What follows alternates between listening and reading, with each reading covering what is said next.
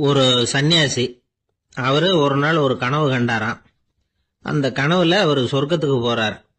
அங்க ஒரு பெரிய திருவிழா நடந்துகிட்டு இருக்குது.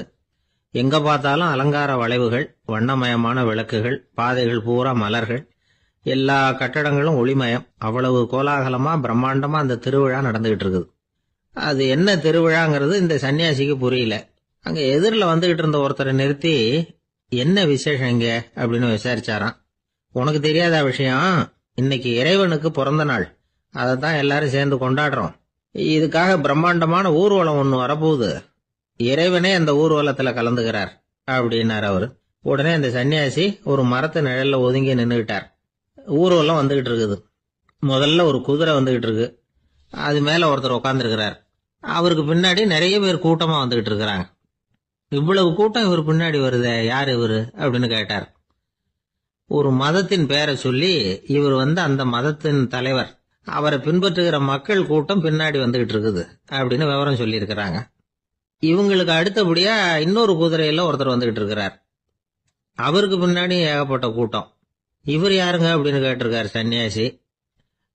அங்க இருக்கிறவங்க விவரம் சொல்லி இருக்கிறாங்க. இன்னொரு மதத்தின் பெயரை சொல்லி, இவர் அந்த மதத்தினுடைய தலைவர், அவர் வழியை பின்பற்றுகிறவர்கள் அவர் பின்னாடி கூட்டமா வந்துகிட்டு இருக்கிறாங்க அப்படின்னு இருக்காங்க. இப்படி ஒவ்வொருத்தரா குதிரை மேல வந்துகிட்டே இருக்கிறாங்க. அவங்கள பின்பற்றியும் ஒவ்வொரு கூட்டம் வந்துகிட்டே இருக்குது. அந்த பெரிய ஊர்வலம் அது பாட்டுக்கு போயிட்டு இருக்குது. கடைசியா அது முடிஞ்சது ரொம்ப நேரம் கழிச்சு. அதுக்கப்புறம் கொஞ்ச நேரம் கழிச்சு ஒரு வயசான ஆள் குதிரை மேல வந்துகிட்டு இருக்கிறார்.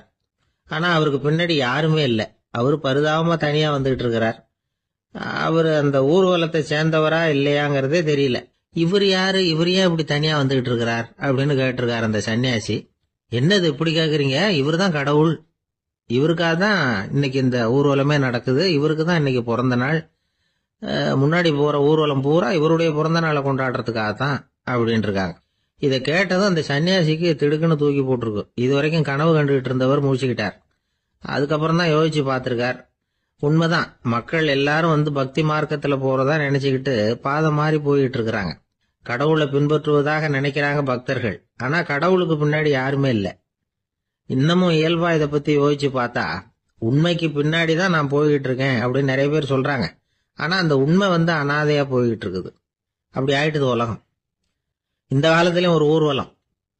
ஒரு பெரிய மனுஷருக்கு பிறந்த நாள் விழா. அவரு குதிரை மேல ஏறி முன்னாடி போயிட்டு இருக்கிறார். அவருக்கு பின்னாடி ஒரு 100 பேர் தொண்டர்கள். அவங்க பாட்டுக்கு போறாங்க. எல்லாம் பணம் கொடுத்து ஏற்பாடு பண்ணவங்க. எல்லாம் பணம் வாங்கிட்டு பின்னாடி போயிட்டு இருக்கிறாங்க. கொஞ்ச தூரம் நடந்ததும் கால் வலிக்க ஆரம்பிச்சுட்டுது. ஒவ்வொருத்தரா அப்படியே ஒதுங்க ஆரம்பிச்சுட்டாங்க. அதான் முன்னாடியே பணம் கிடைச்சிட்டுதே, இனிமே ஒதுங்கின என்னன்னு ஒதுங்கிட்டாங்க. ஒரு கட்டத்துல குதிரையில போறவர் தற்செயலா திரும்பி பாக்குறாரு. பின்னாடி யாருமே இல்லை. எல்லாரும் ஓடி போயிட்டாங்க. ஒரே ஒரு ஆள் மட்டும் ரொம்ப விசுவாசமா பின்னாடி நடந்து வந்துகிட்டு இருந்தான். ஏன்பா நீ மட்டும் வந்துகிட்டு இருக்கிறிய, நீ வீட்டுக்கு போகலையான்னு கேட்டிருக்காரு அவரு. நீங்க அந்த குதிரையையும் அதுக்குள்ள வாடகை பணத்தையும் கொடுத்துட்டீங்கன்னா நானும் போயிடுவேன் அப்படின்னு நானா இந்த ஆள். ஒரு நண்பர் வந்தார். ரொம்பவும் இறுக்கமா உடை அணிஞ்சிருந்தார். அதாவது ஆடைக்குள்ள அவர் மாட்டிக்கிட்டு இருந்தது மாதிரி தெரிஞ்சது. ஏன் துணி குறைச்சலா எடுத்துட்டீங்களா அப்படின்னு கேட்டோம். இல்லைங்க, எனக்கு எப்பவுமே இறுக்கமா உடை அணியறது தான் பிடிக்கும் அப்படின்னார். ஒருத்தர் எப்படி உடை அணிகிறார் அப்படிங்கறத வச்சு அந்த ஆள் எப்படிப்பட்டவர் அப்படிங்கறத கண்டுபிடிச்சிடலாம். உடை அணிகிற விதம் ஒருத்தருடைய மனநிலையை வெளிப்படுத்துதான். இப்ப இறுக்கமான உடை அணிகிறவங்க பொதுவா மன நிம்மதி இல்லாதவங்களா இருப்பாங்களாம், கோபக்காரங்களா இருப்பாங்களாம். ரொம்ப தொலைதொலைப்பா ஆடை அணிகிறவங்க இருக்கிறாங்கல்ல, அவங்க எல்லாம் அமைதியான ஆளா இருப்பாங்களாம், சாந்தமா இருப்பாங்களாம். இவங்கெல்லாம் போராடுறதுக்கு சரியா வரமாட்டாங்களாம். இப்படி ஒரு கணிப்பு இருக்குது. அதனாலதான் போர் வீரர்களுக்கெல்லாம் இறுக்கமான உடையை தான் கொடுக்கறது வழக்கம். ஆனா சன்னியாசிகளை பாருங்க, அவங்களுக்கெல்லாம் ரொம்ப தொலை உடைகள் தான். அவங்கெல்லாம் டைட் பேண்ட் போட்டுக்கிட்டு நிக்க மாட்டாங்க சன்னியாசிகள்லாம். அதே மாதிரி சன்னியாசிகள்லாம் காவி உடைய தேர்ந்தெடுக்கிறதுக்கும் காரணம் உண்டு. பல ஆண்டுகள் சோதனை செஞ்சு பார்த்துட்டு தான் சன்னியாசத்துக்கு காவி தான் சரி அப்படின்னு முடிவு பண்ணியிருக்கிறாங்க. இப்ப பௌதீக விஞ்ஞானப்படியும் அதுதான் சரி. அதாவது சூரிய ஒளியில 7 வண்ணங்கள் உண்டு. ஒரு பொருள் மேல அது விழும் பொழுது அந்த பொருள் நமக்கு சிவப்பா தெரிஞ்சதுன்னா அந்த பொருள் சிவப்பை தவிர மற்ற எல்லா நிற கதிர்களையும் உள்வாங்கிக்கிட்டு சிவப்பு நிறத்தை மட்டும் வெளியில விடுது, அதாவது விலக்கி விடுது. அதனாலதான் அந்த பொருள் சிவப்பா தெரியுது. உடல் ஆரோக்கியத்துக்கு ஓரளவு சிவப்பு தேவைப்படுது. அதனாலதான் காவி உடை அணிஞ்சா சூரிய ஒளி ஓரளவு சிவப்பை விலக்கிவிடும். அதாவது சிவப்பின் பலனும் கிடைக்கும், இந்த சிவப்பின் கெடுதலும் இல்லை அப்படின்னு யோசனை பண்ணாங்க. காவி உதய வேளையின் நிறம்.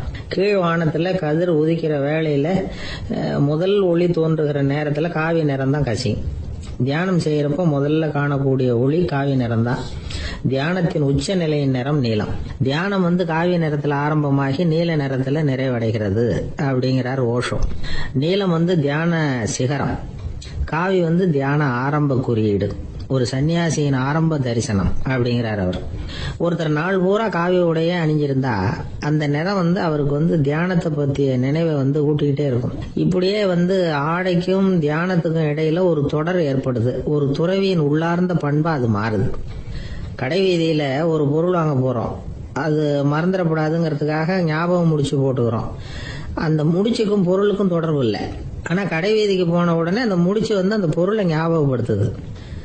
அதாவது அந்த முடிச்சு ஒரு தொடர்பு அம்சமா அமையுது. அது மாதிரிதான் காவி உடையும். ஒரு துறவி நடக்கும் பொழுது, சாப்பிடும் பொழுது, குளிக்கும் பொழுது அவருடைய காவி உடை அவருக்கு ஞாபகப்படுத்திக்கிட்டே இருக்கும். அது ஒரு நிலைப்படுத்தப்பட்ட நினைவாக ஞாபக முடிச்சாக மாறிடுது. காவி ஆடை இல்லைன்னா ஒருத்தரால துறவியாக முடியாதுன்னு அர்த்தம் இல்லை. அதே நேரத்துல காவி ஆடையால ஒன்னும் பிரயோஜனம் இல்லை, அதுல ஒன்னும் அர்த்தம் இல்லை அப்படின்னு சொல்லிட முடியாது. இதுதான் உண்மை. இவ்வளவு தூரம் காவி ஆடையை பத்தி சொல்றதுனால எல்லாரும் சன்னியாசியா போடுங்க அப்படின்னு நாம சொல்றதாக யாரும் நினைச்சிடக்கூடாது. மனசுக்கும் நிறத்துக்கும் உள்ள சம்பந்தத்தை தெரிஞ்சுக்கிறதுக்காக தான் இவ்வளவு. நமக்கு தெரிஞ்ச நண்பர் ஒருத்தர் இருக்கிறார், ஆபீஸ்ல வேலை பார்க்கிறவர்.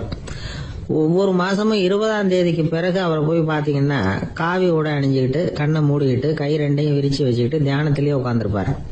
ஏன் இப்படி பண்றீங்கன்னு கேட்டேன். அதாவது 20ஆம் தேதிக்கு பிறகு என் கையில ஒரு பைசா கூட கிடையாது, ஒரு சன்னியாசி லெவல்ல இருக்கிறேன், என்கிட்ட எதுவும் செலவுக்கு கேட்காத அப்படின்னு என் மனைவிக்கு நாசூக்கா உணர்த்துறதுக்காக அப்படி உட்காந்துருப்பேன் அப்படின்னு விளக்கம் கொடுக்கிறார் அவர். ஒரு ஆளு வேகமா நடந்து போய்கிட்டு இருந்தான்.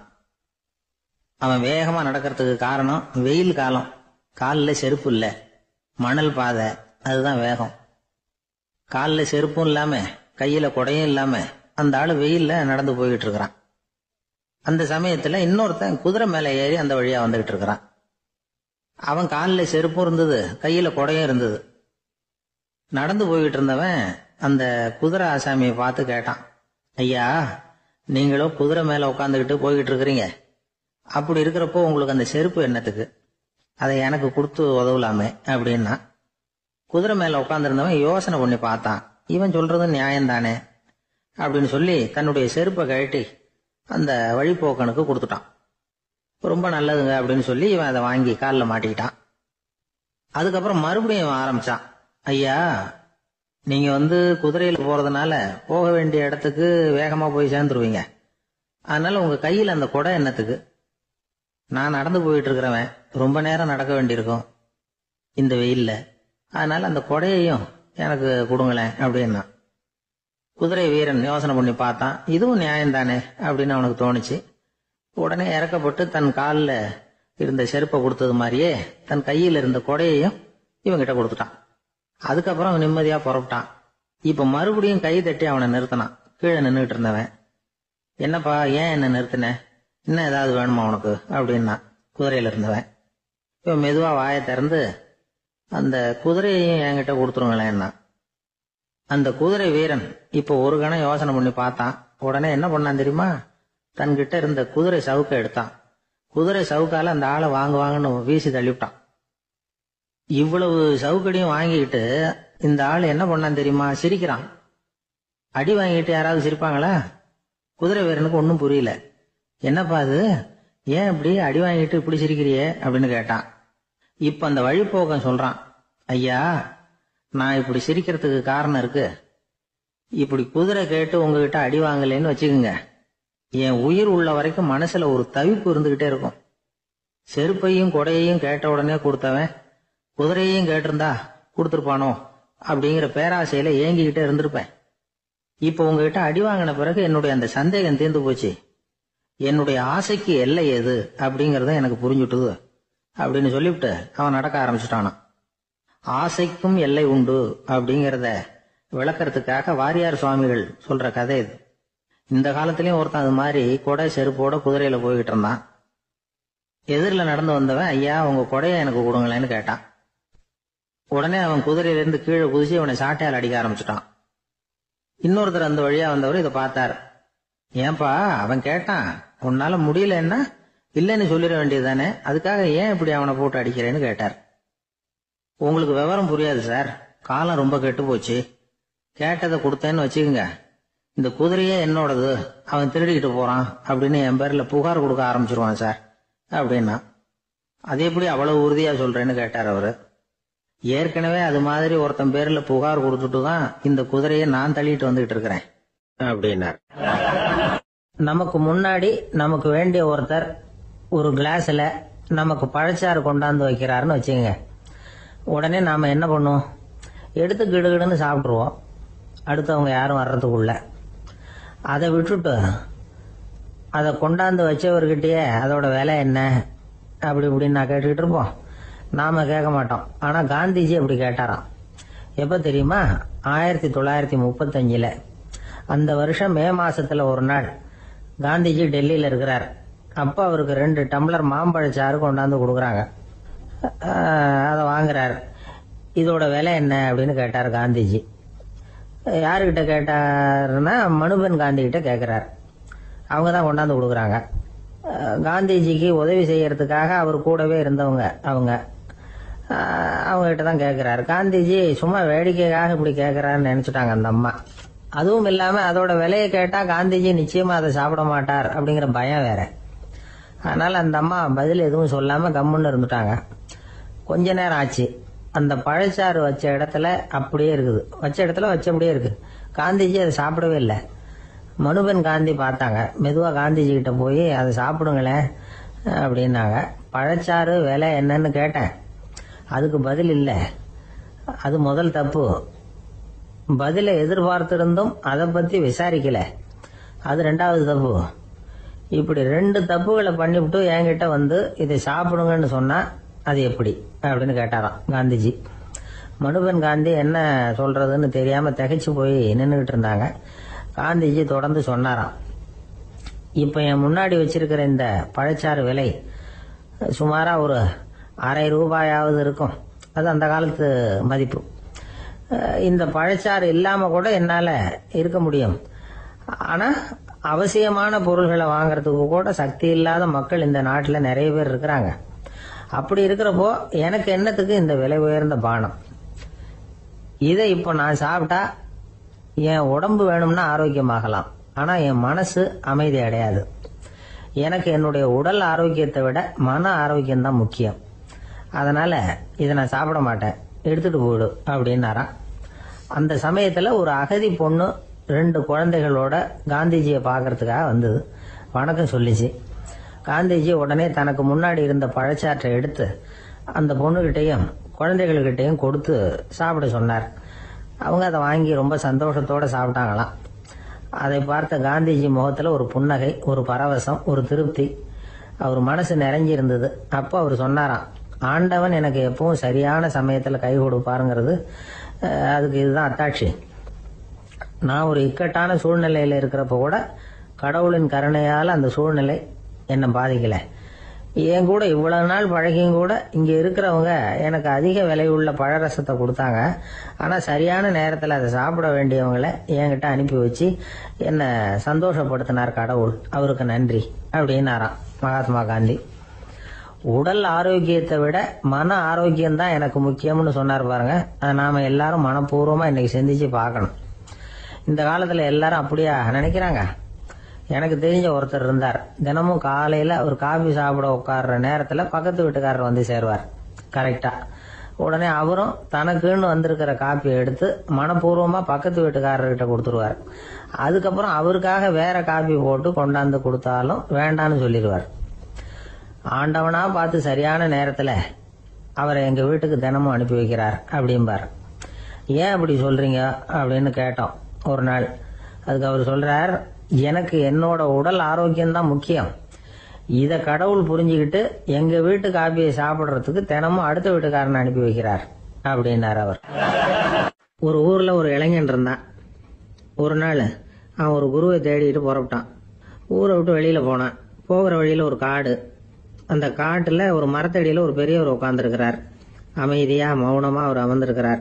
இந்த பெரியவரை விசாரிக்கலாம், குருவை தேடி கண்டுபிடிக்கிறதுக்கு இவர் ஏதாவது ஒரு வழி சொல்லி கொடுப்பார் அப்படின்னு நினைச்சுக்கிட்டு அவர் நெருங்கினான்.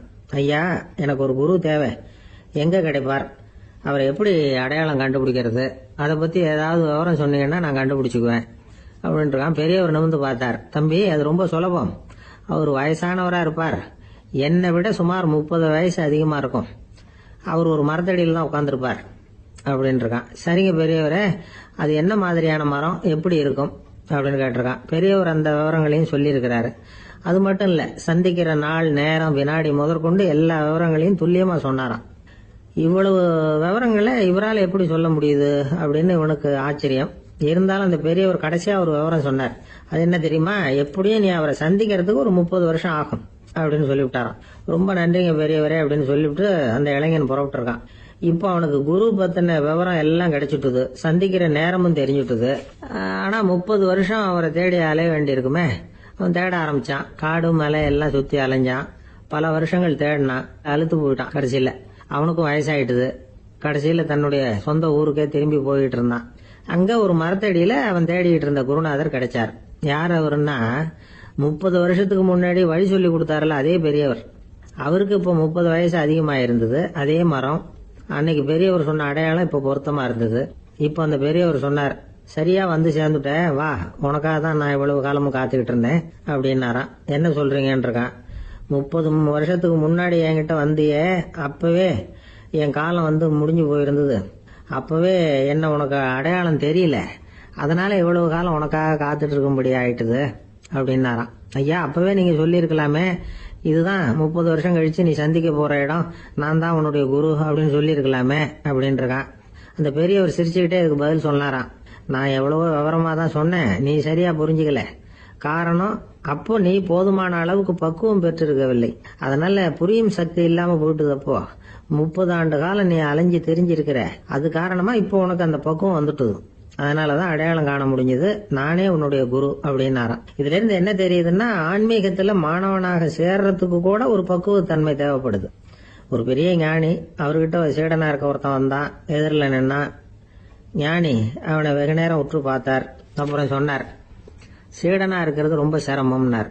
நான் தயாரா இருக்கிறேன்னா. அது இன்னமும் சிரமமாச்சே, இங்க குருவா இருக்கிறது மட்டுமே சுலபம் அப்படின்னாராம். அப்படின்னா நான் குருவாவே ஆயிடுறேன் அப்படின்னானா. இது போலவே இந்த காலத்துல கதை ஒண்ணு உண்டு. ஒரு பள்ளிக்கூடத்துல வகுப்பு ஆசிரியர் மாணவனை திட்டிக்கிட்டு இருந்தார். டேய், நீ 100க்கு 10 மார்க் தான் வாங்கிட்டு இருக்க, இவ்வளவு மோசமா நீ படிச்சா கடைசியில மாடு மேய்க்கிறது கூட லாய்க்கு இல்லாதவனா ஆயிடுவேன், அதுக்கப்புறம் என்ன செய்ய போற அப்படின்னாராம். பையன் தலையை சொரிஞ்சுக்கிட்டே சொன்னானா, சார் அப்படின்னா ஒண்ணு செய்யறேன் அப்படின்னானா. இவர் கேட்டிருக்கார், என்ன செய்ய போறேன்னு. வேற என்ன சார், உங்களை மாதிரி ஒரு ஆசிரியர் ஆயிடுறேன் அப்படின்னானா. ஒரு கணவன் மனைவி, எப்ப பார்த்தாலும் அவங்க 2 பேருக்கும் இடையில சண்டை வந்துகிட்டே இருந்தது. இதுல என்ன ஆச்சரியங்கிறீங்களா? நான் அதுக்காக சொல்ல வரல, இது வேற விஷயம். அதாவது சண்டை போடாம இருக்கிறதுக்கு வழி சொல்ற தகவல் இது. நான் சொன்ன அந்த கணவன் மனைவி எப்படின்னா, கணவன் ஒரு வார்த்தை சொன்னா மனைவி கிட்ட இருந்து 2 வார்த்தை பதிலா வரும். இதுக்கு கணவன் கிட்ட இருந்து 4 வார்த்தை பதிலா வரும். இப்படி வார்த்தைகள் பெருகி போய் கடைசியில வம்புல முடியும். அந்த அம்மா பொறுத்து பொறுத்து பார்த்தாங்க, அவங்களால தாக்கு பிடிக்க முடியல. பக்கத்து வீட்லயே ஒரு கணவன் மனைவி இருந்தாங்க, அவங்களுக்குள்ள சண்டை வர்றதில்ல. அது எப்படி அவங்களால மட்டும் சண்டை போடாம இருக்க முடியுது அப்படின்னு இந்த அம்மாவுக்கு ஆச்சரியம். ஒரு நாள் நேரா பக்கத்து வீட்டு அம்மா கிட்டே போய், ஏம்மா, நீங்க எப்படி கணவனும் மனைவியும் சண்டை போட்டுக்காம இருக்கிறீங்க, அது எப்படி முடியுது உங்களால அப்படின்னு கேட்டாங்க. அதுக்குன்னு ஒரு மருந்து இருக்குது, அதை சாப்பிட்டா சண்டை வராது அப்படின்னாங்க அவங்க. சரிங்க, அந்த மருந்தை அவரு சாப்பிட மாட்டாரே, மாட்டேன்னு சொல்லிட்டா என்ன பண்றது அப்படின்னு கேட்டிருக்கிறாங்க இவங்க. அந்த மருந்து அவருக்கு இல்லம்மா, உனக்கு தான் அப்படின்னாங்களாம் அவங்க. அப்படியா, அப்படின்னா கொடுங்க, ரொம்ப நல்லதா போச்சு. அதை எப்படி சாப்பிடுறதுங்கிற விவரத்தையும் சொல்லுங்க, எங்க அது கிடைக்கும்ங்கிறதையும் சொல்லுங்க, வாங்கிக்கிறேன் அப்படின்னு கேட்டாங்களாம் இவங்க. வேற எங்கேயும் போய் வாங்க வேண்டாம், என்கிட்டே இருக்க அந்த மருந்து அதில் கொஞ்சம் தர்றேன், வாங்கி வச்சுக்க. உன் வீட்டுக்காரர் உன்னோட சண்டையை ஆரம்பிக்கிற போகலாம் நீ இந்த மருந்தில் ஒரு அவுன்ஸ் வாயில் ஊற்றிக்கணும். அதை உடனே குடிச்சிடக்கூடாது, ஒரு 5 நிமிஷமாவது அது வாயில் இருக்கணும், அதுக்கப்புறம் குடிச்சிடலாம் அப்படின்னு சொல்லி ஒரு பாட்டில் மருந்தை இந்த அம்மா கிட்ட கொடுத்து அனுப்புனாங்களாம். மருந்தை எடுத்துக்கிட்டு இந்த அம்மா வீட்டுக்கு வந்திருக்கிறாங்க. வீடு பூட்டி இருந்ததுனால கணவன் வந்து வாசல்லையே காத்துக்கிட்டு இருக்கிறான். மனைவியை கண்டதும் சண்டை போட ஆரம்பிச்சிட்டான். வீட்டை பூட்டி விட்டு எங்கே போய் தொலைஞ்ச, எவ்வளவு நேரமாக ஒரு மனுஷன் வாசல்லையே காத்துட்டு கிடக்கிறது, அப்படி இப்படின்னு கத்த ஆரம்பிச்சிட்டான். மனைவி இதுக்கு பதிலே சொல்லலை. அந்த அம்மா பேசாம வீட்டை திறந்தாங்க, சமையல் அறைக்குள்ளே போனாங்க, ஒரு அவுன்ஸ் மருந்தை வாயில் ஊற்றிக்கிட்டாங்க. அன்னைக்கு சண்டை வந்து மேற்கொண்டு வளரவே இல்லை, நின்றுட்டுது. மருந்து பரவாயில்லை. அதுக்கப்புறம் பல சந்தர்ப்பங்களில் சண்டை வரும் போல இருக்கிற போலாம் இந்த மருந்து அதை நிறுத்தியிருக்கு. பிரமாதமான மருந்தாக இருக்குது இது, இதை கொஞ்சம் அதிகமாகவே வாங்கி வீட்டில் வச்சுக்க வேண்டியது தான் அப்படின்னு முடிவு பண்ணிட்டு இந்த அம்மா மறுபடியும் பக்கத்து வீட்டு அம்மாகிட்ட போனாங்க. எவ்வளவு விலையானாலும் சரி நான் காசு கொடுத்து வாங்கி வச்சுக்கிறேன், எந்த கடையில் இருக்குது இந்த மருந்து சொல்லுங்க அப்படின்னு கேட்டாங்க. இந்த மருந்துக்கு விலையே கிடையாதுங்க, இலவசமாகவே கிடைக்கும்னாங்களாம் அவங்க. அது எப்படி விலையில்லாமல் இதை விற்க முடியுது அப்படின்னு கேட்டாங்களாம் இவங்க. அது மருந்தாக இருந்தால் தானே விலை வைக்கிறதுக்கு, அது வெறும் தண்ணி தானே அப்படின்னாங்களாம். வெறும் தண்ணியா சண்டையை நிறுத்துது அப்படின்ட்டு இருக்காங்க இவங்க. அது சண்டையை நிறுத்தல, உன்னோட மௌனம் தான் சண்டையை நிறுத்துது. நீ வாயில தண்ணியை வச்சுக்கிறதுனால எதிர்த்து பேசுறது இல்லை, அதனால உன்னுடைய கணவர் கோபம் வந்து சாந்தமாயிடுது அப்படின்னாங்களாம் அவங்க. இந்த கதையிலிருந்து சண்டையை நிறுத்துற மருந்து எதுன்னு தெரிஞ்சுக்கிட்டோம் இல்லையா. ஒருத்தர் என்ன பண்ணாரு, பாட்டிலில் வந்து தண்ணியை ஊற்றி வச்சுக்கிட்டு அவர்கிட்ட வர்றவங்களுக்கெல்லாம் இதை சிபாரிசு பண்ணலாம்னு நினைச்சுக்கிட்டு உட்காந்துருந்தார். ஒரு அம்மா வந்தாங்க. இதை கேட்டுவிட்டு இதையே ஒரு மருந்து மாதிரி கொடுக்கலாம்ங்கிறது அவர் முடிவு. அதனால பாட்டிலில் தண்ணி அடிச்சு வச்சுக்கிட்டு அதில் கலருக்காக என்னத்தையோ ஒரு ஜீரகம் அது மாதிரி எதையாவது கலந்து வச்சுக்கிட்டு ஒரு மருந்து மாதிரி ஒரு பாவனையில் வச்சுக்கிட்டு உட்காந்துருக்காரு.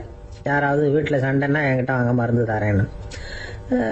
ஒரு அம்மா வந்தாங்க, எனக்கு என் வீட்டுக்காரருக்கும் அடிக்கடி சண்டை வருதுங்க அப்படின்னு இருக்காங்க. கவலைப்படாதம்மா, நான் ஒரு மருந்து தரேன்னு சொல்லி வீட்டுக்குள்ளே போய் ஒரு பாட்டில் எடுத்து வந்து கொடுத்தாரு. பாட்டிலில் இருக்கிறது என்னங்கிறது சொல்லிவிட்டு அது பேரில் மரியாதை வராது இல்லையா, அதனால் சொல்லலை. அந்த அம்மா வாங்கிட்டு போனாங்க. 4 நாள் கழிச்சு திரும்பி வந்தாங்க. என்னம்மா வீட்டில் சண்டை நின்று போச்சான்னு கேட்டிருக்காரு இவர். அங்கே நின்று போச்சுங்க, இப்போ உங்ககிட்ட ஆரம்பமாக போகுதுன்னாங்களாம். என்னம்மா அப்படின்ட்டு இருக்காரு அவர் பயந்து போய். பின்ன என்னங்க நீங்கள் என்ன மருந்து கொடுத்துருக்குறீங்க என்னங்க அப்படின்னாங்களாம் கோவமா. அது வெறும் தண்ணி தானே அப்படின்ட்டு இருக்காரு இவர். தண்ணியா இது, நல்லா பாருங்க அப்படின்னு அந்த பாட்டில் நீட்டினாங்களாம். இவர் வாங்கி பார்த்துருக்காரு. அப்புறம் தான் விஷயம் புரியுது அவருக்கு. இவர் கை தவறுதலா அவங்க வீட்டில் இருந்த மண்ணெண்ணெய் பாட்டில் எடுத்து அவர்கிட்ட கொடுத்துருக்குறாங்க. அப்புறம் என்ன ஆகும், சண்டை வராம. ஒரு அழகான கடற்கரை, சுற்றுலா பயணிகள் நிறைய பேர் அங்கே வந்து போகிறது வழக்கம். சனி ஞாயிறு கூட்டம் அதிகமாக இருக்கும். அதோட விளைவு என்னங்கிறது அடுத்த நாள் தான் தெரியும். ஆமாம், அந்த கடற்கரையை சுத்தப்படுத்துகிற தொழிலாளிகள் திங்கட்கிழமை ரொம்ப சிரமப்படுவாங்க. சனி ஞாயிறு வந்த கூட்டம் கடற்கரை பூராவும் காலி ஐஸ்கிரீம் கப்புகளை வந்து வீசி எறிஞ்சிட்டு போயிடுவோம். ஆயிரக்கணக்கான கப்புகள் அங்கே பரவலாக கிடக்கும். அதையெல்லாம் பொறுக்கி எடுத்து சுத்தம் பண்ணி ஆகணும். இதனால திங்கட்கிழமை வேலைக்கு வர்றதுக்கு எல்லாரும் பயப்படுவாங்க. அப்படி ஒரு நிலைமை. பல பேர் அன்னைக்கு வந்து லீவ் எடுத்துகிட்டு போயிடுறது வழக்கம். நமக்கு எதுக்கு இன்னைக்கு தொந்தரவுன்னு. இது ஒரு பெரிய பிரச்சனையாக இருந்தது. இதுக்கு என்ன பண்ணலாம் அப்படின்னு யோசனை பண்ணாங்க. ஒரு ஆலோசனை கூட்டத்துக்கு ஏற்பாடு பண்ணாங்களாம். அந்த நகர நிர்வாக அலுவலர்கள், பணியாளர்கள் எல்லாரும் அதில் கலந்துக்கிட்டாங்க. கூட்டம் ஆரம்பமாச்சு. ஆரம்பத்தில் சொன்னாங்க, இந்த பிரச்சனைக்கு ஒரு தீர்வு வேணும், என்ன பண்ணலாம், அதை முடிவு செய்யறதுக்கு தான் இந்த கூட்டம். இதில் நீங்கள் செய்ய வேண்டியது என்னென்னா, உங்களுக்கு தோன்றுகிற யோசனை எதுவாக இருந்தாலும் சொல்லுங்கள், கொஞ்சம் கூட தயக்கம் வேண்டாம். நாம் சொல்கிற யோசனை ஈடுபடுமா படாதா அப்படின்லாம் யோசிக்க வேணாம். எல்லாருடைய யோசனைகளையும் அப்படியே பதிவு செய்துக்கிறோம். கடைசியாக அதிலிருந்து ஒரு சிறந்த யோசனையை தேர்வு பண்ணி அதை பயன்படுத்தலாம். இந்த சந்தர்ப்பத்தில் இன்னொரு முக்கியமான வேண்டுகோள், எவ்வளவு சாதாரணமான யோசனையாக இருந்தாலும் சரி, அது சொல்லும் பொழுது அடுத்தவங்க வந்து ஏளனம் செய்யக்கூடாது. இது ஒரு பெரிய யோசனையா அப்படின்னு சொல்லி எதையும் அலட்சியப்படுத்தக்கூடாது. இதுதான் அந்த கூட்டத்தின் ஆரம்பத்தில் செய்யப்பட்ட அறிவிப்பு. உடனே அந்த கூட்டத்தில் இருந்தவங்க ஆளுக்கு ஒரு யோசனை சொல்ல ஆரம்பிச்சாங்க. ஒருத்தர் எழுந்திருச்சார், இங்கே வர்ற சுற்றுலா பயணிகள் கிட்ட ஆளுக்கு $10 ஒரு டெபாசிட் மாதிரி வைப்பு பணமாக வாங்கிக்கணும். காலி ஐஸ்கிரீம் கப்பை திருப்பி கொடுத்தா அந்த பணத்தை திருப்பி கொடுத்துடலாம். இப்படி ஒரு ஏற்பாடு பண்ணிக்கிட்டா கப்புகளை தேடி பொறுக்கிட்டு இருக்க வேண்டியதில்லை, எல்லாம் ஒரே இடத்துக்கு வந்து சேர்ந்துடும். அப்படியே நாம் வந்து தூக்கிட்டு போய் ஒரு இடத்துல கொட்டி விடலாம் அப்படின்னாரு. இன்னொருத்தர் எழுந்திருச்சார், கப்பை கீழே போட்டா $50 அபராதம் அப்படின்னு அங்கங்க போர்டு எழுதி வச்சுடலாம். கப்புகளை போடுறதுக்கு அங்கங்க பெரிய கூடைகளை வச்சுடலாம். நாம சாவகாசமா அந்த கூடைகளை சேகரம் பண்ணிக்கலாம் அப்படின்னாராம். இன்னொருத்தர் எழுந்திருச்சு கொஞ்சம் கோபமா பேசினார். கப்புகளை அவங்க வாயிலேயே திணிச்சுடணும், அதுகளை முன்னு சாப்பிட்டு பார்த்தாதான் தெரியும் அது எவ்வளவு கஷ்டங்கிறது அப்படின்னு ரொம்ப கடுமையா பேசியிருக்காரு. இது வேடிக்கையா தெரிஞ்சாலும் இந்த யோசனையும் பதிவு செஞ்சுக்கிட்டாங்களாம். இப்படி பல யோசனைகள். கடைசியா எல்லாத்தையும் படிச்சு பார்த்துட்டு பரிசீலனை பண்ணாங்க. அப்புறம் தான் யோசனை வந்தது, இவர் வேடிக்கையா சொன்னது கப்புகளை அவங்க வாயிலே திணிச்சு சாப்பிட சொல்லணும், அதுதான் தண்டனைன்னார்ல, ஏன் அப்படி சாப்பிடுறது மாதிரியே கப்புகளை தயார் பண்ண என்ன அப்படின்னு சிந்திக்க ஆரம்பிச்சாங்களாம். ஆகா, அதுதான் சரின்னு ஒரு முடிவுக்கு வந்தாங்க. அதுல இருந்து உருவானது தான் இந்த வேஃபர் கப்ஸ். ஐஸ்கிரீமை சாப்பிட்டு முடிச்சதும் கப்பையும் சாப்பிட்டுடலாம். கோன் ஐஸ்கிரீம் சாப்பிடுறோம்ல, அதுதான். அமெரிக்காவில் மியாமி கடற்கரையில ரொம்ப காலமா இருந்துகிட்டு வந்த குப்பை பிரச்சனைக்கு இப்படிதான் ஒரு தீர்வு வந்துதான். இதுல இருந்து நாம புரிஞ்சுக்க வேண்டியது என்னன்னா, நாம அன்றாட எத்தனையோ பிரச்சனைகளை சந்திக்கிறோம், அதுக்கெல்லாம் தீர்வு உண்டு. அது எங்க ஒளிஞ்சிருக்குன்னு கண்டுபிடிக்கணும். அந்த யோசனையையும் நல்லா தீவிரமா யோசிக்கணும். யார் என்ன யோசனை சொன்னாலும் அதை அலட்சியப்படுத்தக்கூடாது, அக்கறையோட கவனிக்கணும், அதை யோசிச்சு பார்க்கணும். ஒரு அம்மா தன்னோட வீட்டுக்காரரை ஒரு மனநல மருத்துவர்கிட்ட அழைச்சிட்டு வந்தாங்களாம். டாக்டர், இவருக்கு கோன் ஐஸ்கிரீம் பிடிக்கல, பேப்பர் கப்பில் இருக்கிற ஐஸ்கிரீம் தான் வேணும்னு அடம் பிடிக்கிறார் அப்படின்னாங்களாம். அது ஒன்றும் தப்பு இல்லையேன்னாராம் டாக்டர். இதுக்கு அந்த அம்மா சொன்னாங்களாம், இவர் கப்பு ஐஸ்கிரீம் வாங்குறதுல தப்பு இல்லை டாக்டர், பிரச்சனை அது இல்லை. அப்புறம் வேற என்னன்னு கேட்டிருக்காரு. வாங்கினதும் ஐஸ்கிரீமை கீழே கொட்டிவிட்டு அந்த பேப்பர் கப்பை மட்டும் விரும்பி சாப்பிடுறார், அதனாலதான் உங்ககிட்ட அழைச்சிட்டு வந்தேன் அப்படின்னாங்களாம். ஒரு சராசரி மனிதனுடைய இயல்பு என்ன? இன்பம் வந்தா துள்ளி குதிப்பான், துன்பம் வந்தா சோர்ந்து போய் ஒரு மூலையில உட்காந்துருவான். இவன் தான் சராசரி மனிதன். ஆனா ஒருத்தன் இன்பம் வந்தா அதுக்காக மகிழ்ச்சி அடையறது இல்ல, துன்பம் வந்தா அதுக்காக சோர்ந்து போறது இல்ல அப்படின்னு வச்சுக்கோங்க. அப்படி இருந்தா அவன் சாதாரண ஆள் கிடையாது. ஒரு ஊர்ல ஒரு ஞானி இருந்தார். அவரை தேடிட்டு ஒரு பெரியவர் வந்தார். ஐயா, ஞானத்துல சிறந்த ஞானம் எது அப்படின்னு கேட்டாராம். இதுக்கு அந்த ஞானி என்ன பதில் சொன்னார் தெரியுமா? இன்பத்தினால மகிழ்ச்சி அடையாமலும் துன்பத்தினால சோர்வு அடையாமலும் இருக்கிறது தான் அந்த ஞானம், பெரிய ஞானம் அப்படின்னாராம். சரி சுவாமி, அப்படிப்பட்ட ஞானம் உங்களுக்கு எப்படி வந்ததுன்னு கேட்டிருக்காரு இவரு. அதை நான் ஒரு கழுதைகிட்ட இருந்து கத்துக்கிட்டேன் அப்படின்னாராம் அவரு. இவருக்கு ஒன்றும் புரியல, ஒரு மாதிரியா முழிச்சிருக்கிறார். இதை அவர் புரிஞ்சுக்கிட்டார். நீங்க நாளைக்கு காலையில நம்முடைய ஆசிரமத்துக்கு வாங்க, புரிய வைக்கிறேன்னாராம். சரின்னு அவர் போயிட்டார். மறுநாள் காலையில ஆசிரமத்துக்கு வந்து சேர்ந்தார். ஞானி அவரை கூப்பிட்டு உட்கார வச்சார். வாங்க, இப்படி உட்காருங்க, கொஞ்ச நேரத்துல இந்த வழியா ஒரு கழுதை போகும், அதை கவனிச்சு பாருங்கன்னாராம். இவருக்கு இன்னமும் ஒன்றும் புரியாம போச்சு, ஒரே குழப்பம். இருந்தாலும் அந்த ஞானி சொன்னது மாதிரியே உட்கார்ந்துருக்கிறார். கொஞ்ச நேரத்துல அந்த வழியா ஒரு கழுதை போச்சு. அது முதுக நிறைய அழுக்கு மூட்டைகள், அதை சுமந்துக்கிட்டு போகுது. ஒரு சலவை தொழிலாளி அதை ஓட்டிட்டு போறார். கொஞ்சம் தூரத்துல ஒரு ஆறு இருக்கு, அங்க போய் துணியெல்லாம் சுத்தப்படுத்திக்கிட்டு சாயந்தரமா திரும்பி இந்த வழியாவே வருவாங்க. ஞானி சொன்னது மாதிரியே இந்த பெரியவர் அழுக்கு மூட்டையை சுமந்துக்கிட்டு போற அந்த கழுதையை கவனிச்சார். கழுதை போயிட்டுது. அதுக்கப்புறம் ஞானியை திரும்பி பார்த்தார். இப்ப அந்த ஞானி சொன்னார், சாயந்தரம் வரைக்கும் நீங்க இங்கேயே இருக்கணும்னார். அதே மாதிரி இவர் இருந்தார். சாயந்தரமா அந்த ஞானி சொன்னார், ஐயா, இப்ப கொஞ்ச நேரத்துல அந்த கழுதை இந்த வழியா திரும்பி வரும், அதையும் கவனிச்சு பாருங்கன்னார். இவரும் கவனிச்சு பாக்குறார். கழுதை வந்தது. அது முதுகுல சலவை செய்யப்பட்ட துணி மூட்டை, அது பாட்டுக்கு சுமந்துக்கிட்டு போய்கிட்டு இருக்குது. பெரியவருக்கு ஒன்னும் புரியல, பொறுமை இழந்துட்டார். சரி சுவாமி, இந்த கழுதைக்கும் உங்க ஞானத்துக்கும் என்ன சம்பந்தம் அப்படின்னார். இப்ப அந்த ஞானி விளக்கினார்.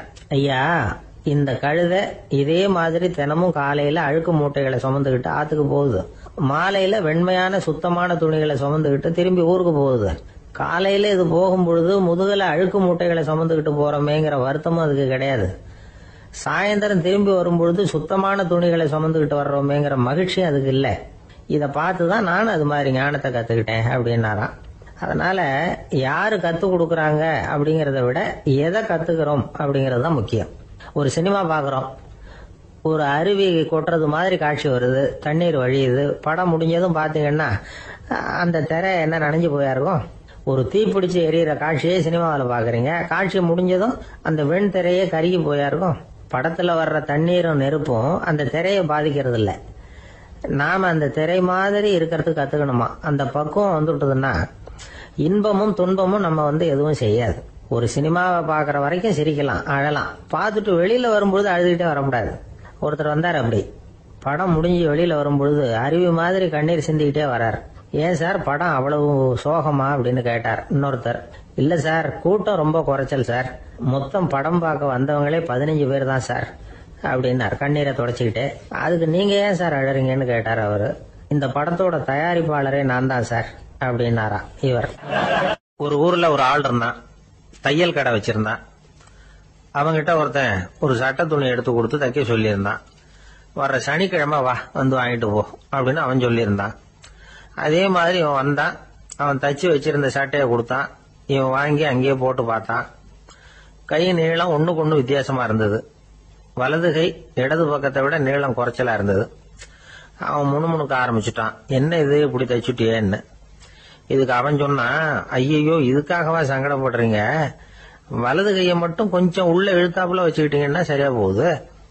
மற்றபடி அந்த சட்டையில உள்ள கலை அம்சத்தை கவனிங்க, எவ்வளவு அற்புதமா தச்சிருக்கேன் பாருங்க. ஒரு சின்ன குறைய இப்படி எல்லாம் பொருட்படுத்த வேண்டியதில்ல. நான் சொன்னது மாதிரி கையை கொஞ்சம் உள்ள இழுத்தது மாதிரி வச்சுக்கிட்டு நடந்து போங்க, ஜோரா இருக்கும் அப்படின்னா. அவனும் யோசிச்சு பார்த்தான். சரியான யோசனையா தான் தோணுச்சு.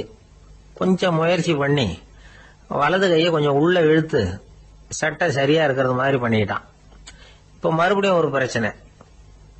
வலது கையை உள்ள இழுத்த மாதிரி அப்படியே வச்சுக்கிட்டதும் முதுகு பக்கம் கொஞ்சம் துணி தளர்த்தியா தொங்குறது மாதிரி தெரிஞ்சது.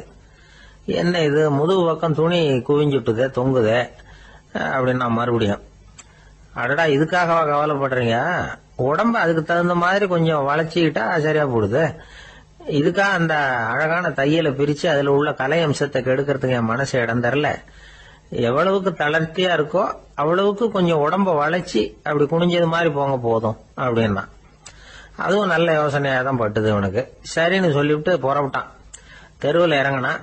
கைய கொஞ்சம் உள்ள இழுத்தான், உடம்ப கொஞ்சம் முன்னால வளைச்சான், சட்டைக்கு தகுந்த மாதிரி உடம்ப பண்ணிட்டான். மெதுவா நடந்து போறான்.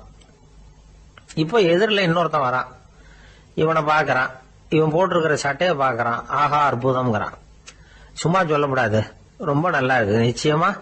இது இந்த ஊர் மேல தெருவில் இருக்கிற ஒருத்தன் இருக்கானே, அவன் தச்சதா தான் இருக்கணும் அப்படின்னா. இதை கேட்டதும் அவனுக்கு ஆச்சரியம். எப்படி அவ்வளவு கரெக்டா கண்டுபிடிச்சிங்க அப்படின்னு கேட்டிருக்கான். இதுக்கு அந்த வழிபோகன்னு சொன்னானா, அவன் ரொம்ப கெட்டிக்காரன். உங்களை மாதிரி உடம்பும் கையும் வளைஞ்சு போன ஒரு ஆசாமிக்கு அவனை தவிர வேற யாராலேயும் இவ்வளவு பொருத்தமான ஒரு சட்டையை தைக்க முடியாது அப்படின்னானா. பாருங்க, அவனுக்காக இவன் அனுசரிக்க போய் இவனோட நிலைமை எப்படி ஆயிடுது பாருங்க.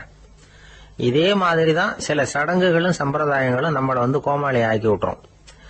எதுவா இருந்தாலும் அதுல அறிவுபூர்வமான அணுகுமுறை அவசியம். ஒரு நர்ஸ் அவசரமா ஓடி டாக்டர் கிட்ட சொல்லிச்சான், டாக்டர் ஒரு தப்பு நடந்து போச்சு, 10ஆம் நம்பர் பெட்ல இருக்கிற பேஷண்ட்டுக்கு காலில் ஆபரேஷன் பண்றதுக்கு பதிலாக கையில ஆபரேஷன் பண்ணி விட்டீங்க. கை ஆபரேஷன் பண்ணிக்க வேண்டிய ஆள் 7ஆம் நம்பர் பெட்ல இருக்கார் அப்படின்னு தான்.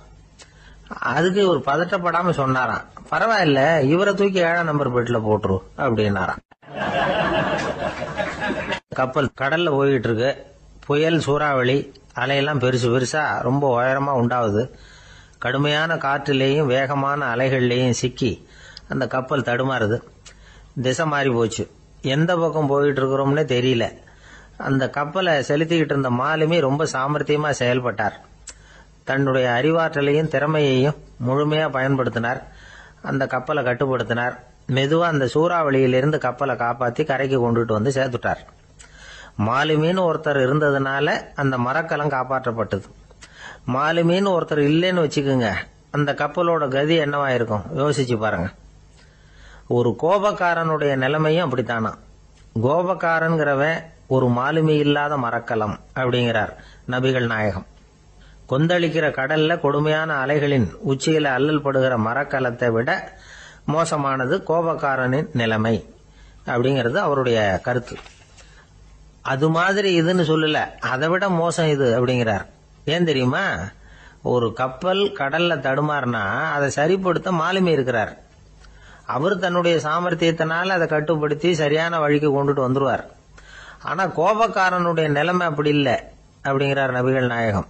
மனித மனம் ஒரு மரக்கலம், அறிவு அதுல இருக்கிற மாலுமி. மாலுமி மரக்கலத்தை செலுத்துறான், அவனுக்கு கட்டுப்பட்டு அது ஓடுது. ஆனா கோபக்காரன்கிற மனுஷங்கிட்ட அறிவுங்கிற மாலுமி சரியா வேலை செய்ய மாட்டான். ஏன்னா கோபம் அந்த மாலுமியின் கண்களை அவிச்சிரும், காதுகளை கேட்காம பண்ணிவிடும். கண்ணையும் காதையும் மூடிவிட்டு கப்பலை ஓட்டுனா எப்படி ஓட்டுறது? அதனால கோபக்காரன் மாலுமி இல்லாத மரக்கலம். இடி மின்னல்ல மாட்டிக்கிட்டு கஷ்டப்படுற கப்பல் மாதிரி கஷ்டப்படுறான். பெரியவங்கள்லாம் என்ன சொல்றாங்க? உனக்கு கெடுதல் பண்ணவனுக்கும் நீ நன்மையே செய். எவருடைய விருப்பு வெறுப்பையும் பொருட்படுத்தாதே. பரம எதிரிக்கும் நீ நன்மை செய்ய ஆரம்பிச்சா உன்னுடைய தூய நிலையை பார்த்துட்டு அவனும் உனக்கு நெருக்கமான நண்பனா ஆயிடுவான். இதுதான் பெரியவங்க நமக்கு சொல்லி இருக்கிறது. புனித குர்ஆன் சொல்றது என்ன?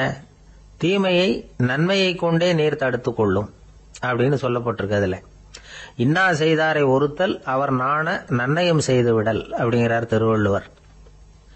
செல்வந்தர் ஒருத்தர்கிட்ட ஒரு சிறுவன் வந்து ஆடு மேய்ச்சிக்கிட்டு இருந்தானா. பெரியவர் அவனை கூப்பிட்டு, நீ நேரா போய் ஒரு ஆட்டுல உள்ள ரொம்ப நல்ல பகுதி எதுவோ அதை எடுத்துக்கிட்டு வா அப்படின்னாராம். இவன் போனான். ஒரு ஆட்டு உடம்புல இருந்த நாக்கு, இருதயம், இது ரெண்டையும் எடுத்துக்கிட்டு வந்து கொடுத்தானா. பெரியவர் வாங்கி பார்த்தார். அதுக்கப்புறம் இப்ப நீ போய் இன்னொரு ஆட்டுல இருக்கிற ரொம்ப கெட்ட பகுதி எதுவோ அதை எடுத்துட்டு வா அப்படின்னாராம். இவன் போய் எடுத்துட்டு வந்தான். அவன் கையில இருந்தது மறுபடியும் அதே மாதிரி நாக்கு, இருதயம், இது ரெண்டும் தான். என்னது இப்பவும் அதையே கொண்டுட்டு வந்திருக்கிற அப்படின்னாராம் பெரியவர். இவன் சொன்னானா, ஒரு உடம்புல உள்ள ரொம்ப நல்ல பொருளும் இதுதான், ரொம்ப கெட்ட பொருளும் இதுதான் அப்படின்னு. இளம் வயசுல இப்படி பதில் சொன்னவர் தான் பேரறிஞர் லுக்மானுல் ஹக்கீம் அவர்கள். கோபப்படாம இருந்தா இது ரெண்டும் நல்லா வேலை செய்யும், கோபப்பட்டா இது ரெண்டும் மோசமா வேலை செய்யும். அதை புரிஞ்சுக்கிறதுக்காகத்தான் இன்னைக்கு இந்த தகவல். கோபம் வந்துட்டா நாம என்ன செய்யறோங்கிறது நமக்கே தெரியாது. ஒருத்தர் டாக்டர் கிட்ட போனார் அவசரமா. டாக்டர், எனக்கு இப்ப கடுமையான கோப வெறி, எனக்கு கண்ணு மண்ணு ஒன்னும் புரியல, உடனடியாக அதை கட்டுப்படுத்தணும், உடனே இதுக்கு ஏதாவது ஒரு மாத்திரை கொடுங்க ப்ளீஸ் அப்படின்னார். அந்த டாக்டரும் உடனே ஒரு மாத்திரையை கொடுத்து, இதை உடனே போடுங்க, நான் தண்ணி கொண்டுட்டு வரேன்னு உள்ள போனார். தண்ணியோட திரும்பி வந்தார்.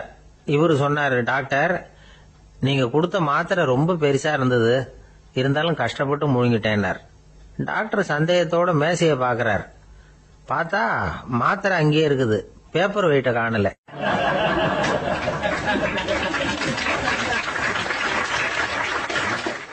காலை நேரம், கடற்கரை ஓரம், காலை வீசிக்கிட்டு கையை வீசிக்கிட்டு ஏதோ சண்டைக்கு போற சிப்பாய் மாதிரி எல்லாரும் நடந்து போயிட்டு இருக்கிறாங்க.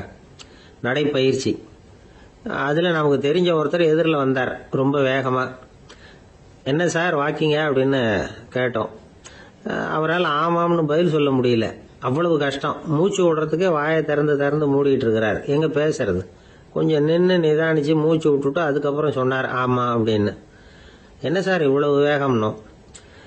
உங்க பேச்சை கேட்டுட்டு தான் சார் நடக்க ஆரம்பிச்சோம். நீங்க தான் அடிக்கடி சொல்லிட்டு இருந்தீங்க நடக்கிறது நல்லதுன்னு.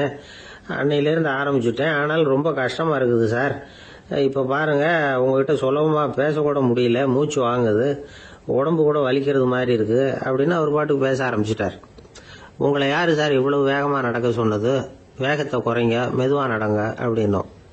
நீங்க நடக்கிறதுனால என்னென்ன சௌகரியம்னு அன்னைக்கு சொன்னீங்களே தவிர சௌகரியமா நடக்கிறது எப்படின்னு சொல்லலையே அப்படின்னாரு அவர். இன்னமும் லேசா மூச்சு வாங்கிட்டே சொன்னா கூட இவர் சொல்றதுல ஒரு நியாயம் இருக்கு. அதனால இந்த நடைப்பயிற்சி பண்றவங்க கவனிக்க வேண்டிய சில முக்கியமான குறிப்புகள் இருக்கு. அது என்னென்னங்கிறத அவங்க தெரிஞ்சுக்கணும். அது தெரிஞ்சு வச்சுக்கிறது நல்லது. இதெல்லாம் மருத்துவ நிபுணர்கள் சொல்ற குறிப்புகள். அவங்க என்ன சொல்றாங்க தெரியுமா? உங்க வயசு 40க்கு மேலையா? உங்க எடை இருக்க வேண்டியதை விட 10 கிலோ அதிகமா இருக்குதா? நீங்க புகை பிடிக்கிறவரா? இதய நோய், ரத்த நாள நோய், உயர் ரத்த அழுத்தம் இப்படி ஏதாவது உங்களுக்கு உண்டா? அப்படின்னா நீங்க உங்க இஷ்டத்துக்கு வரிஞ்சு கட்டிக்கிட்டு நடைப்பயிற்சி பண்ண ஆரம்பிச்சிடாதீங்க. முதல்ல ஒரு மருத்துவ பரிசோதனை பண்ணிக்கங்க, அதுதான் நல்லது அப்படின்னு அவங்க சொல்றாங்க. நடக்கிறப்போ, உடற்பயிற்சி செய்யறப்போ மார்பு பகுதியில அல்லது வேற எங்கேயாவது தொடர்ந்து வலி இருந்ததுன்னா பயிற்சியை நிறுத்தி விட்டு டாக்டரை போய் பார்க்கணும். நடைப்பயிற்சி பண்றப்போ உங்க சக்திக்கு தகுந்த மாதிரி மெதுவா அதிக கஷ்டம் இல்லாம முன்னேறலாம். அங்க என்ன போட்டியா வைக்கிறாங்க? முந்திக்கிட்டு போய் என்ன பண்ண போறோம்? பரிசா வாங்க போறோம். அதனால நிதானம் அவசியம் அப்படிங்கறது அவங்க ஆலோசனை. தொந்தரவு கொடுக்காத ஷூ, ட்ரெஸ் இதுகளை உபயோகப்படுத்துங்க. பாதத்துல ஆடு தசை இருக்குல்ல, அங்க ஏதாவது பிரச்சனை இருந்ததுன்னா டாக்டரை பாருங்க. அந்த பாதத்துல வலி வரும் அந்த இடத்துல. வெயில் காலமா இருந்தா தலைக்கு தொப்பி வச்சுக்கோங்க. பனியில நடந்தாலும் அப்படிதான். தலையை பத்திரமா பார்த்துக்குங்க. நம்மகிட்ட ஏதோ கொஞ்சம் உருப்படியா தெரியறது அதுதானே. உடற்பயிற்சிக்கு முன்னாடி பின்னாடி பயிற்சி செய்யறப்போ நிறைய தண்ணி குடிக்கலாமா. முதல் 1 மாசத்துக்கு கொஞ்சம் தளர்த்தியா சாவகாசமா நடக்கலாம். மணிக்கு 3 அல்லது 4 கிலோமீட்டர் வேகம்னு வச்சுங்களேன். அதுக்கப்புறம் வேகத்தை அதிகப்படுத்தலாம். மணிக்கு 6 அல்லது 8 கிலோமீட்டர் அளவுக்கு நடக்கலாம். நல்லா கையை வீசிக்கிட்டு நடக்கணும். மூச்சு விடுற எண்ணிக்கை அதிகரிக்கணும். இது மாதிரி ஒரு 30 நிமிஷம் நடக்கலாம். தனியா நடந்து போறதுக்கு உங்களுக்கு என்னமோ மாதிரி இருக்குதா, கூட யாரையாவது சேர்த்துக்குங்க. ஒரு குரூப்பா சேர்ந்து போகலாம். நடக்கிறதுங்கிறத ஒரு சந்தோஷமான சமாச்சாரமா ஆக்கிக்கணும். தினம் இப்படி நடக்க வேண்டி இருக்குதே அப்படின்னு புலம்பிக்கிட்டே போகக்கூடாது. சில பேர் நடக்கிறப்போ கடந்த காலத்தை அசை போட்டுக்கிட்டே போவாங்க. சில பேர் வருங்காலத்தை அசை போட்டுக்கிட்டே போவாங்க. சில பேர் முக்கியமான திட்டம்லாம் இப்படி நடக்கிறப்ப தான் தீர்மானம் பண்ணுவாங்க. நடக்கிறதுனால மன இறுக்கம் குறையுது, பரபரப்பு குறையுது, மன ஆற்றல் பெருகுது, தன்னம்பிக்கை வளருது, முதுமை தள்ளி போகுது, செயல்திறன் அதிகரிக்குது. இதை தவிர உடம்புக்கும் பல விதமான சௌகரியங்கள் ஏற்படுது. அதனால இதுவரைக்கும் நடக்க ஆரம்பிக்காதவங்க இனிமே இந்த குறிப்புகளை கவனத்தில் வச்சுக்கிட்டு நடக்க ஆரம்பிச்சுடலாம். சார்லஸ் லேம்ப் அப்படின்னு ஆங்கில இலக்கிய மேதை ஒருத்தர், அவர் ஒரு தரம் உடம்பு சரியில்லைன்னு டாக்டர் கிட்ட போனாராம். டாக்டர் அவரை பார்த்துட்டு, நீங்க தினமும் காலையில வெறும் வயத்துல நடக்கணும் அப்படின்னாராம். வெறும் வயத்துல நடக்கிறதுக்கு நான் தயார், ஆனா வயிறு கிடைக்கணுமே சார், யார் வயத்து மேல நடக்கிறது டாக்டர் அப்படின்னு கேட்டாராம் இவர்.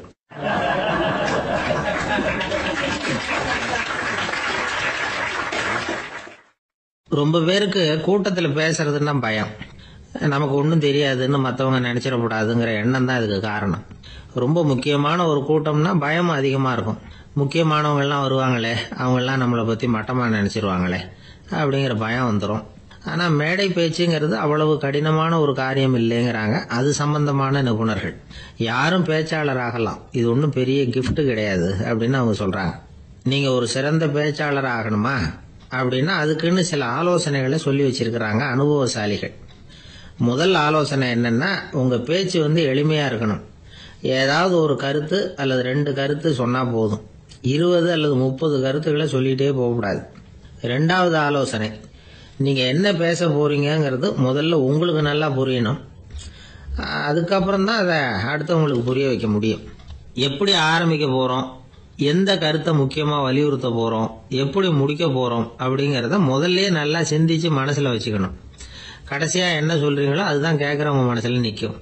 3வது ஆலோசனை என்னன்னா, உங்க பேச்சு சுருக்கமா இருக்கணும். ஒரு 15 நிமிஷம் பேசுறது ரொம்ப பொருத்தம். மணிக்கணக்கில் பேசிக்கிட்டு இருக்கிறது நல்லதில்லை. 4வது ஆலோசனை, நீங்க பேசுறது உண்மையா இருக்கணும். உங்களுக்கு உண்மையான அனுபவங்கள் இருக்கும், அதை சொல்லலாம். உங்களுடைய உண்மையான அனுபவங்களை மற்றவங்களோட பகிர்ந்துக்கணும், அதுதான் முக்கியம். 5வது ஆலோசனை, ஆரம்பத்தில் கொஞ்ச நேரம் உங்களை பத்தியும் எதிரில் உள்ளவங்களை பத்தியும் சம்பந்தப்படுத்தி ஏதாவது பேசி ஒரு நெருக்கத்தை ஏற்படுத்திக்கணும்.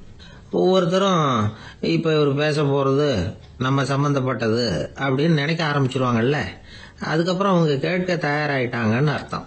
எதிரில் உட்காந்துருக்கிற கூட்டத்தில இருந்து 3 பேரை தேர்ந்தெடுங்க. அதாவது வலது பக்கம் ஒருத்தர், நடுவுல ஒருத்தர், இடது பக்கம் ஒருத்தர். அதாவது உங்களை ரொம்ப கனிவாகவும் ஆர்வமாகவும் பார்க்கிறவரா பார்த்து தேர்ந்தெடுத்துங்க மனசுக்குள்ள.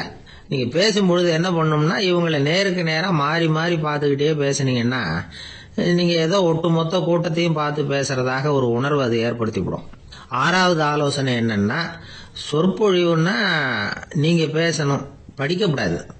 எழுதி படிக்கிறது நல்லா இருக்காது. குறிப்புகள் வேணும்னா வச்சுக்கலாம். படிக்கிறது பேப்பர்ல இருந்து வர்றது மாதிரி இருக்கும், பேசுறது இதயத்திலிருந்து வர்றது மாதிரி இருக்கும். அப்புறம் 7வது ஆலோசனை சொல்றாங்க.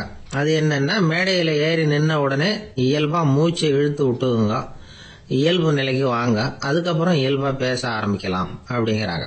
இவ்வளவும் பேச்சு கலையில் வல்லுநர்களா இருக்கிறவங்க சொல்லுகிற ஆலோசனைகள். இதையெல்லாம் கடைபிடிச்சா நமக்கும் அதுக்கும் வெகு தூரம்னு நினைச்சுக்கிட்டு இருந்த ஒண்ணு இப்ப கிட்டத்துல நெருங்கி வந்துடும். நாம சொல்றபடியெல்லாம் அது கேட்கும். ஒரு பேச்சாளர், அவருக்கு சுருக்கமாவே பேச தெரியாது. மேடையில ஏற்றி விட்டுட்டா போதும், ஆரம்பிச்சிருவார், நிறுத்த மாட்டார், பேசிக்கிட்டே இருப்பார். ஒரு தடவை அவர் ஒரு கூட்டத்துல ரொம்ப நேரம் பேசிக்கிட்டே இருக்கிறார். எதிரில் பொறுமை இழந்த ஒருத்தர் தன்னுடைய கை கடிகாரத்தை காட்டினார். அதை கவனிச்ச பேச்சாளர், மன்னிக்கணும், கை கடிகாரம் நான் கொண்டுகிட்டு வர மறந்துட்டேன், அதுதான் நேரம் போனதே தெரியல அப்படின்னு சொல்லியிருக்கிறார். இதுக்கு அவர் சொன்னாராம் கோபமா, ஏய்யா கடிகாரத்தை தான் பார்க்க முடியல, மறந்துட்டேன், பக்கத்துல மாட்டிருக்கிற கேலண்டரையாவது பார்க்க கூடாதா அப்படின்னாராம்.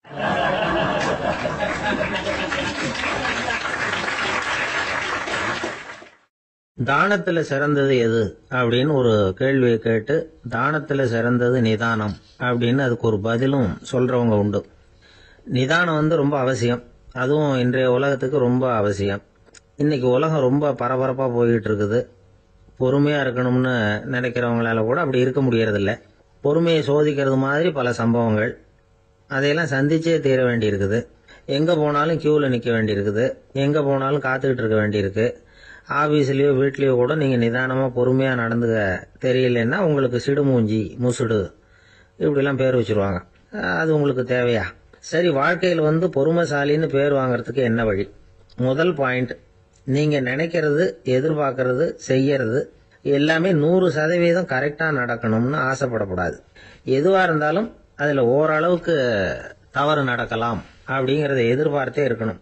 ஓரளவுக்கு அதை அனுமதிக்கணும். ஒரு நண்பரை 6 மணிக்கு ஒரு இடத்துக்கு வர சொல்லி இருக்கிறீங்க. 6 மணிக்கு அவர் வரல, உடனே பொறுமை இழந்து நடந்துக்க கூடாது. ஒரு 10 நிமிஷம் டிலே ஆகலாம். ஒரு வர்ற வழியில பஸ்ஸு கூட ஏதாவது டிராபிக்ல மாட்டிருக்கலாம். அதெல்லாம் எதிர்பார்த்தே கொஞ்சம் காத்திருக்கிறதுல ஒன்றும் தப்பு இல்லை. சில சமயம் டிலே ஆகிறது கூட நல்லதா முடியும். ஒரு பஸ்ஸை தவற விட்டுட்டு ஐயோ கொஞ்சம் ஒரு 2 நிமிஷம் முன்னாடி வந்திருந்தா பிடிச்சிருக்கலாமே அப்படின்னு தவிச்சுக்கிட்டு இருப்பாங்க சில பேர். அடுத்தபடியா வர்ற பஸ் நேரடியா நீங்க போக வேண்டிய இடத்துக்கே கொண்டு போய் விடுற பஸ்ஸா கூட இருக்கலாம். அது உங்களுக்கு முன்னாடி தெரியாதுல்ல. சில நெருக்கடியான சூழ்நிலைகளை தமாஷா எடுத்துக்கிறதுக்கு பழகிக்கணும். சில இடங்களுக்கு போறப்ப காத்திருக்கிறதுக்கு நம்ம மனசை தயார்படுத்திக்கிட்டே போகணும். ஒரு ரயிலுக்கோ பஸ்ஸுக்கோ அல்லது விமானத்துக்கோ கப்பல் பிரயாணத்துக்கோ போறப்போ அங்க போய் நீங்க மணிக்கணக்கில் கூட காத்துக்கிட்டு தான் இருக்கணும். புறப்படுற நேரம் கூட மாறலாம். நீங்க போய் சேர்ந்ததும் அது உடனே புறப்படணும்னு கட்டாயமா என்ன? அது மாதிரி சமயத்துல படிக்கிறதுக்குன்னு சில சுவாரஸ்யமான புத்தகங்களையும் கையில் எடுத்துக்கலாம். உங்களை சுத்தி எவ்வளவோ சுவாரஸ்யமான சம்பவங்கள் நடந்துகிட்டு இருக்குது இல்ல, அதையெல்லாம் வேடிக்கை பாருங்க. எதுக்காக காத்துக்கிட்டு இருக்கிறோமோ அந்த காரியத்துல உண்மையாவே நமக்கு ஒரு அக்கறை இருந்தா நமக்கு போர் அடிக்காது. சில கோயில்கள்ல பார்த்திருப்பீங்க, தரிசனத்துக்காக பக்தர்கள் நாள் கணக்குல காத்துக்கிட்டு இருப்பாங்க. அவங்க எல்லாம் அழுத்துக்கிறது இல்ல. ஆண்டவனை தரிசிக்கணுங்கிற உண்மையான அக்கறை இருக்கிறதுனால அவங்களுக்கு போர் அடிக்கிறது இல்லை. ஆனா சில சினிமா தியேட்டர்ல கூட பார்க்கலாமே, சினிமா கியூ கூட அப்படிதான். சாயந்தரம் 6 மணி ஆட்டத்துக்கு காலம்பரம் 6 மணிக்கே போய் கூட காத்துக்கிட்டு இருப்பாங்க. அவங்களுக்கு எல்லாம் போர் அடிக்காது, படம் பார்க்குற ஆர்வம். இன்னொரு முக்கியமான விஷயத்த நாம பழக்கப்படுத்திக்கணும். லிவ் ஃபார் தி மூமெண்ட் அப்படிங்கிறாங்க நிபுணர்கள். ரொம்ப பேர் எப்படின்னா அடுத்தபடியா நடக்க போற விஷயத்திலேயே கவனமா இருப்பாங்க. அந்த நினைப்புலயே இந்த நிமிஷத்தை பொறுமை இல்லாம கழிப்பாங்க. ஒருத்தர் இருக்கார், அவர் எப்படின்னா ஆபீஸ் முடியறதுக்குள்ளேயே சார் 5 மணிக்கெல்லாம் ரெடியா இருங்க, நாம் அந்த ஹோட்டல்ல போய் டிஃபன் சாப்பிடணும் அப்படின்னு 4 மணிலேருந்து சொல்லிட்டு இருப்பார். 4:55 பரபரப்பா ஓடி வருவார். 2 பேரும் புறப்படுவோம், ஹோட்டலுக்கு போவோம், சாப்பிட்டுக்கிட்டு இருப்போம். அப்படி சாப்பிட்டுட்டு இருக்கிறப்ப சார் சாப்பிட்டு முடிச்சது நேரா ஒரு ஜவுளி கடைக்கு போறோம் அப்படிம்பார். பரபரக்க சாப்பிட்டு முடிப்பார், புறப்படுவார். ஜவுளி கடையில அவசரமா சீக்கிரம் பில் போடுங்க சார், சினிமாவுக்கு நேரம் ஆயிடும் பாரு. சினிமா தியேட்டர்ல உட்காந்து அடுத்தபடியா எங்க டின்னர் சாப்பிடுறதுன்னு யோசனை பண்ணிட்டு இருப்பார். ராத்திரி படுக்கையில விழுந்ததுக்கு அப்புறமும் நாளைக்கு காலையில எழுந்திரிச்சதும் அதை பண்ணணும் இதை பண்ணணும்னு திட்டம் போட்டுக்கிட்டே இருப்பார்.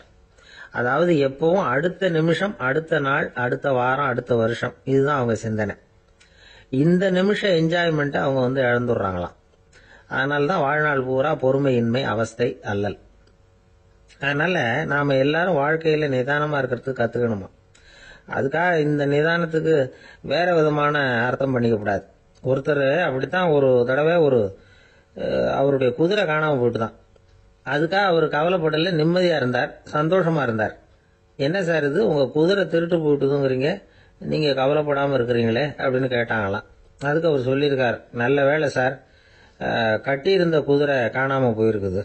நான் அது மேல உட்கார்ந்து இருக்கிற சமயம் அது காணாம போயிருந்ததுன்னா, திருட்டு போயிருந்ததுன்னா நானும் சேர்ந்துல காணாம போயிருப்பேன் அப்படின்னாராம். எவ்வளவு நிதானமான ஆள் பாருங்க.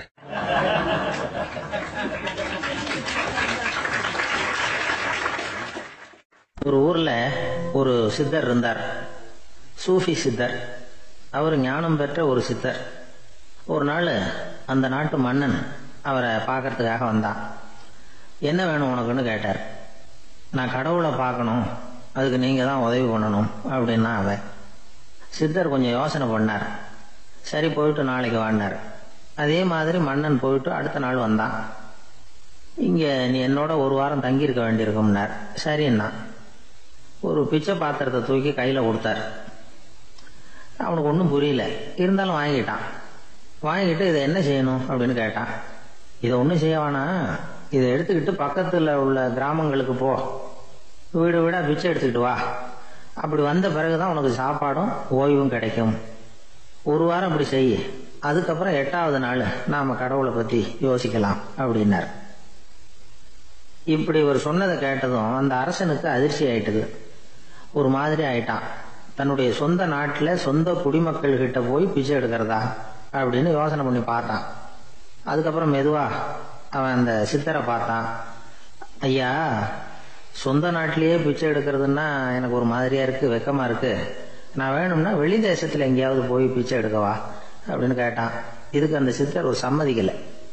இதோ பாரு, உன்னால பிச்சை எடுக்க முடியலன்னா பேசாம திரும்பி அரண்மனைக்கே போயிடு. அதுக்கப்புறம் கடவுளை பத்தி எல்லாம் பேசுறதுக்கு என்னை தேடிட்டு வரக்கூடாது அப்படின்னு விட்டார். மன்னன் தயங்கினான். இருந்தாலும் மனசை சரி பண்ணிட்டு சம்மதிச்சான். சரிங்க, ஒரு வாரம் இங்க தங்குறேன், நீங்க சொல்றது மாதிரி பக்கத்து கிராமங்களுக்கு போறேன், வீடு வீடா பிச்சை எடுக்கிறேன், வர்றேன் அப்படின்னா.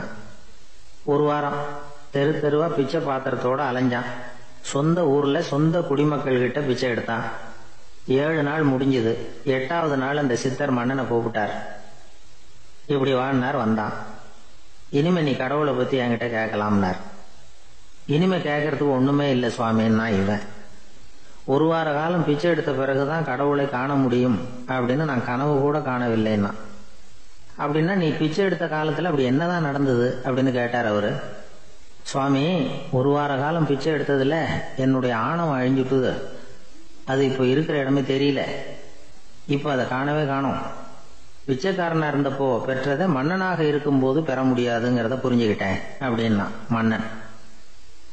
அடக்கம் பிறந்தவுடன் தெய்வீக கதவுகள் திறந்து கொள்ளுகின்றன அப்படிங்கிறார் ஓஷோ. நம்மால் ஒருத்தன் ஆணவம் அழியணுங்கிறதுக்காக ஒரு திருவோட்டை எடுத்துக்கிட்டு தெரு தெருவா பிச்சை எடுக்க ஆரம்பிச்சான். என்ன, தெய்வீக கதவுகள் திறந்துதா அப்படின்னு கேட்டார் ஒருத்தர்.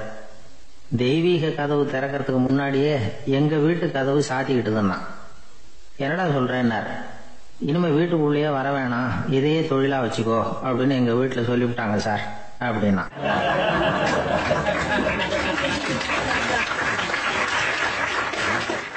ஒரு ஊர்ல ஒரு மன்னர் இருந்தார். ஒரு நாள் அவருடைய அரசவைக்கு ஒரு ஓவியன் வந்தான். அவன் சீனா தேசத்திலிருந்து வந்தவன், தாவோ சிந்தனையாளர். அவன் அங்க வந்து மன்னர் முன்னாடி நிக்கிறான். யாரும் செய்ய முடியாத ஒரு காரியத்தை என்னால செய்ய முடியும்னா. இவன் இப்படி சொன்னதை கேட்டதும் ஏற்கனவே அங்க இருந்த அரசவை ஓவியன் ஒருத்தனுக்கு கோபம் வந்துட்டுது. இதோ பாரு, இப்படி எல்லாம் பேசக்கூடாது, நான் வேணும்னா உன்னுடைய சவாலை ஏத்துக்கிறேன் அப்படின்னா. நாம 2 பேரும் ஓவியம் தீட்டுவோம், அதை பார்த்துட்டு நம்ம 2 பேர்ல யாரு சிறந்த ஓவியன் அப்படிங்கறத மன்னரே தீர்மானம் செய்யட்டும், என்ன சொல்ற அப்படின்னு கேட்டான் அவன். அவனும் சரின்னு ஒத்துக்கிட்டான். போட்டி ஆரம்பமாச்சு. அரசர் அவங்களுக்கு 2 சுவர்களை ஒதுக்கி கொடுத்தார். 6 மாச காலம் அவகாசம் கொடுத்தார். 2 ஓவியர்களும் அவங்கவங்க வேலையை ஆரம்பிச்சாங்க. இரவு பகலா வேலை செய்ய ஆரம்பிச்சுட்டாங்க. 6 மாசம் முடிஞ்சது. அரசர் வந்து பார்த்தார்.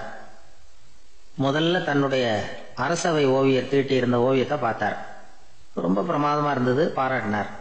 இதோ பாரு, உன்னுடைய ஓவியம் அற்புதமா இருக்கு, உயிரோட்டம் உள்ளதா இருக்குது, கலையின் உச்சமே இதுதான், இதை விட சிறந்த ஒரு ஓவியத்தை வேற யாராலையும் படைக்க முடியாது அப்படின்னார்.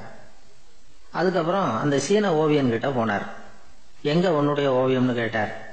திரைச்சீலையை விலக்கி விட்டு பாருங்கன்னா. மன்னர் வந்து அந்த திரைச்சீலையை விளக்கினார். உள்ள வந்து ஓவியம் இருக்க வேண்டிய இடம் கண்ணாடி மாதிரி தெரிஞ்சுது. அவன் அந்த 6 மாச காலமா அந்த சுவரை வந்து தேய்ச்சி தேய்ச்சி கண்ணாடி மாதிரி ஆக்கி வச்சிருக்கிறான். அதுக்கு நேரா எதிர் சுவர்ல அரசவை ஓவியம் தீட்டின ஓவியம் இருக்கு. அது எதிரில் இருந்த இந்த கண்ணாடியில பட்டு பிரதிபலிக்குது. மன்னர் யோசனை பண்ண ஆரம்பிச்சார். அப்புறம் அந்த சீன ஓவியனை பார்த்து கேட்டார். இதோ பாரு, நீ என்னுடைய ஆளை வந்து தோற்கடிச்சுட்ட அப்படிங்கறதுல சந்தேகம் இல்லை, ஆனாலும் எங்களை ஏமாத்தி இருக்கிற, எந்த ஓவியமும் நீ வரையிலையே அப்படின்னார். அரசே, இதுதான் உண்மையான ஓவியம், உயிருள்ள ஓவியம். இது வந்து மனோபாவங்களை பிரதிபலிக்கும், மாறுகின்ற காலங்களை அப்படியே காட்டும். அப்படின்னா அந்த சீன ஓவியன். கையால வரைகிற ஓவியங்கள்ல சலனம் இல்லை. கண்ணாடி அப்படி கிடையாது. சக்தியின் ஓட்டம் அதுல எப்பவும் இருந்துகிட்டே இருக்கும். கண்ணாடி மட்டுமே ஜீவன் உள்ள ஓவியமா இருக்க முடியுங்கிறத அந்த சீன ஓவியன் தெரிஞ்சு வச்சிருந்தான். ஏன்னா அவன் ஒரு தாவோ சிந்தனையாளன். ஒவ்வொரு குழந்தையும் இந்த கண்ணாடியோட தான் பிறக்குது. ஆனா நாம என்ன செய்யறோம்னா ஓவியங்களை கண்ணாடி மீது பதிப்பிச்சு விடுறோம். கண்ணாடி நம்மளை பிரதிபலிக்குது. நம்முடைய அழகோ அவலட்சணமோ கண்ணாடியை பாதிக்கிறது இல்லை. ஏன்னா அதுக்கு மனம் கிடையாது. கடந்து போன வினாடியை பத்தி அது சிந்திக்கிறது இல்லை. அடுத்த கணத்தை பத்தின எதிர்பார்ப்பும் அதுகிட்ட கிடையாது. அதுதான் பற்றற்ற நிலை. மனிதனுக்கு தேவைப்படுறது அதுதான். கண்ணாடி கிட்ட இருந்து நாம கற்றுக்கொள்ள வேண்டிய பாடம் இது. வாழ்க்கையில மனிதர்களை நேசிக்கலாம், உலகின் அழகையெல்லாம் பிரதிபலிக்கலாம், ஆனா எதையும் பற்றி கொண்டு விடக்கூடாது அப்படிங்கிறது பெரியவர்கள் அறிவுரை. துயரம்ங்கிறது பற்றுக்களின் சாயை. கண்ணாடி முன்னாடி நிக்கிறப்போலாம் நமக்கு இந்த ஞாபகம் வரணுமா. ஒரு குடும்ப தலைவர் ஒரு நாள் காலையில விடிஞ்சு எழுந்திரிச்சதும் சத்தம் போட்டார். யார் இந்த கருங்குரங்கு படத்தை என் ரூம்ல கொண்டாந்து மாட்டி வச்சது அப்படின்னு கத்தினார். சமையல் கட்டில இருந்து மனைவி பதில் சொன்னாங்க. தூக்க கலக்கத்துல உளராதுங்க, நல்லா பாருங்க, அது படம் கிடையாது, முகம் பார்க்கிற கண்ணாடி அப்படின்னாங்க.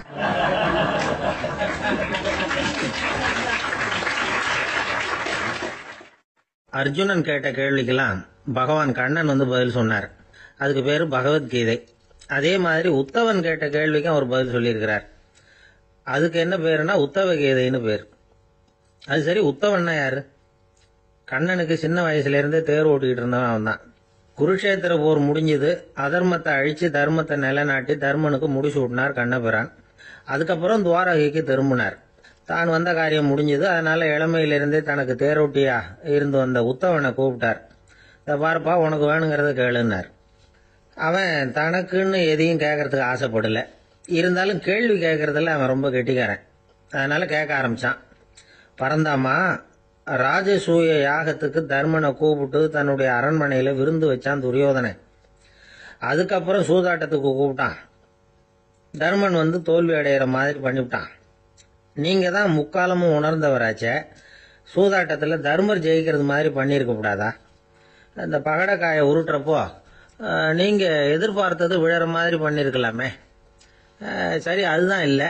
வேடிக்கை பார்த்துக்கிட்டு இருந்த பீமன், அர்ஜுனன், நகுலன், சகாதேவன் இவங்களையும் பணையம் வச்சு ஆடுறப்போவாவது காப்பாத்திருக்கலாம். அதையும் நீங்க செய்யல. பாவம் அந்த அவல பொண்ணு, ஒன்னும் புரியாத ஒன்னும் தெரியாத அந்த உன்னுடைய சகோதரி திரௌபதி, அந்த பொண்ணை துச்சாதனன் இழுத்துக்கிட்டு துகில் உரியிற கட்டத்துல காப்பாத்தினிய. இது நியாயமா, முறையா, அறமா? இதுதான் உத்தவன் கேட்ட கேள்வி. இதுக்கு பரந்தாமன் பதில் சொல்றார். அப்படி கேள் உத்தவா. தருமனை துரியோதனன் சூதாட அழைக்கும் பொழுது என்ன சொன்னான் தெரியுமா? நான் பணையம் வைக்கிறேன், எனக்கு பதிலா என்னுடைய மாமன் சகுனி பகடக்காய்களை உருட்டுவான்னு சொன்னான். உடனே தருமன், எனக்கு பதிலா என்னுடைய மைத்துனன் கண்ணன் பகடக்காய்களை உருட்டுவான்னு சொல்லியிருக்கலாமே. அப்படி சொல்லல. என்ன செஞ்சான் தெரியுமா? துரியோதனன் கூட சூதாட்டத்துக்கு சம்மதிச்சுட்டோம், கடவுளே இது என்னுடைய மைத்துனன் கண்ணபிரானுக்கு தெரியக்கூடாது அப்படின்னு வேண்டிக்கிட்டான். இதனால தருமன் எனக்கு மனசால தடை போட்டுட்டான். அதனால அரண்மனைக்கு வெளியிலேயே என்னை கூப்பிடுவாங்கன்னு நான் காத்துக்கிட்டு இருந்தேன். பீமன், அர்ஜுனன், நகுலன், சகாதேவன், திரௌபதி இவங்களை பணையம் வச்சு ஆடுறப்போவாவது கூப்பிடுவாங்கன்னு பார்த்தேன். அப்பவும் அவங்க என்ன கூப்பிடல, நினைக்கல. திரௌபதியை துச்சாதனன் கூந்தலை பிடிச்சி இழுக்கிறான். அப்போ கூட அவ தன்னுடைய உடல் பலத்தால தடுக்கிறதுக்கு முயற்சி பண்ணாலே தவிர என்ன நினைக்கல. துரியோதனன் சபைக்கு இழுத்து செல்லப்பட்ட திரௌபதி அறநூல்களையும் அரச நீதிகளையும் சொல்லிக்கிட்டு இருந்தாலே தவிர என்ன நினைச்சே பார்க்கல. துகில் உரியிற கட்டத்துல தான் ஹரி ஹரி கண்ணா பரந்தாமன்னு கூப்பிட்டா. அதனாலதான் அப்ப போய் நான் காப்பாத்தினேன் அப்படின்னா பரந்தாமன். அப்படின்னா நீ அழைச்சாதான் போவியா, நீயா போக மாட்டியா அப்படின்னு கேக்குறான் உத்தவன். ஆமா, நான் கூப்பிட்டாதான் போவேன். மனிதர்கள் செய்யக்கூடிய செயல்களை எல்லாம் அவங்கவுங்க போக்கிலேயே விட்டுட்டு வேடிக்கை பார்த்துக்கிட்டு இருப்பேன். நான் குறுக்கிட்டு ஒண்ணுமே செய்ய மாட்டேன் அப்படின்னா பரந்தாமன். மனுஷன் தவறு பண்ணுனா திருத்த மாட்டியா, சும்மா பார்த்துக்கிட்டு தான் உட்காந்துருப்பியா அப்படின்னு கேட்கறான் உத்தவன். நான் மனுஷனுடைய உள்ளத்தில் இருக்கிறப்போ என் எதிரில் மனுஷன் தவறு பண்ண மாட்டான் அப்படின்னு ஆனா கண்ணன். அதாவது யார் நினைக்கிறாங்களோ அவங்க உள்ளத்துல எல்லாம் அவன் இருக்கிறான். அப்படி இருக்கிறப்போ தவறு செய்ய மனுஷன் அஞ்சுவான். இதுதான் உத்தவ கீதைங்கிறது. இந்த காலத்திலயும் சில பேர் பகவான் மாதிரி அடுத்தவங்க கஷ்டப்படுறத வேடிக்கை பார்த்துக்கிட்டு இருக்கிறது உண்டு. அன்னைக்கு அப்படித்தான். நடுத்தெருவில் ஒரு திருடனை பிடிச்சி எல்லாரும் சேர்ந்து அடிச்சுக்கிட்டு இருக்கிறாங்க. ஒரு ஆள் மட்டும் தள்ளி நின்று அதை வேடிக்கை பார்த்துக்கிட்டு இருக்கான். பார்த்துக்கிட்டு சிரிச்சுக்கிட்டு இருக்கிறான். என்ன சார் இது, பாவம் அந்த ஆளை போட்டு அப்படி அடிக்கிறாங்களே அப்படின்னும். அடிக்கட்டும் சார், அவன் அடி வாங்க வேண்டிய ஆள் தான் அப்படின்னா அவன். ஏன் சார் அப்படி சொல்கிறீங்க அப்படின்னு கேட்டோம். பின்ன என்ன சார், நான் ஒருத்தர் பையில் இருந்த பர்ஸை எடுக்கிறதுக்கு முயற்சி பண்ணிக்கிட்டு இருந்தேன். அதுக்குள்ளே அவன் முந்திக்கிட்டு அப்வேஸ் பண்ணிவிட்டான். பர்ஸை அவன் எடுத்துட்டான். பார்க்கறதுன்னா எடுக்கிறது அவனா? என்ன சார் நியாயம் இது? நல்லா வாங்கட்டும் அப்படிங்கிறான்.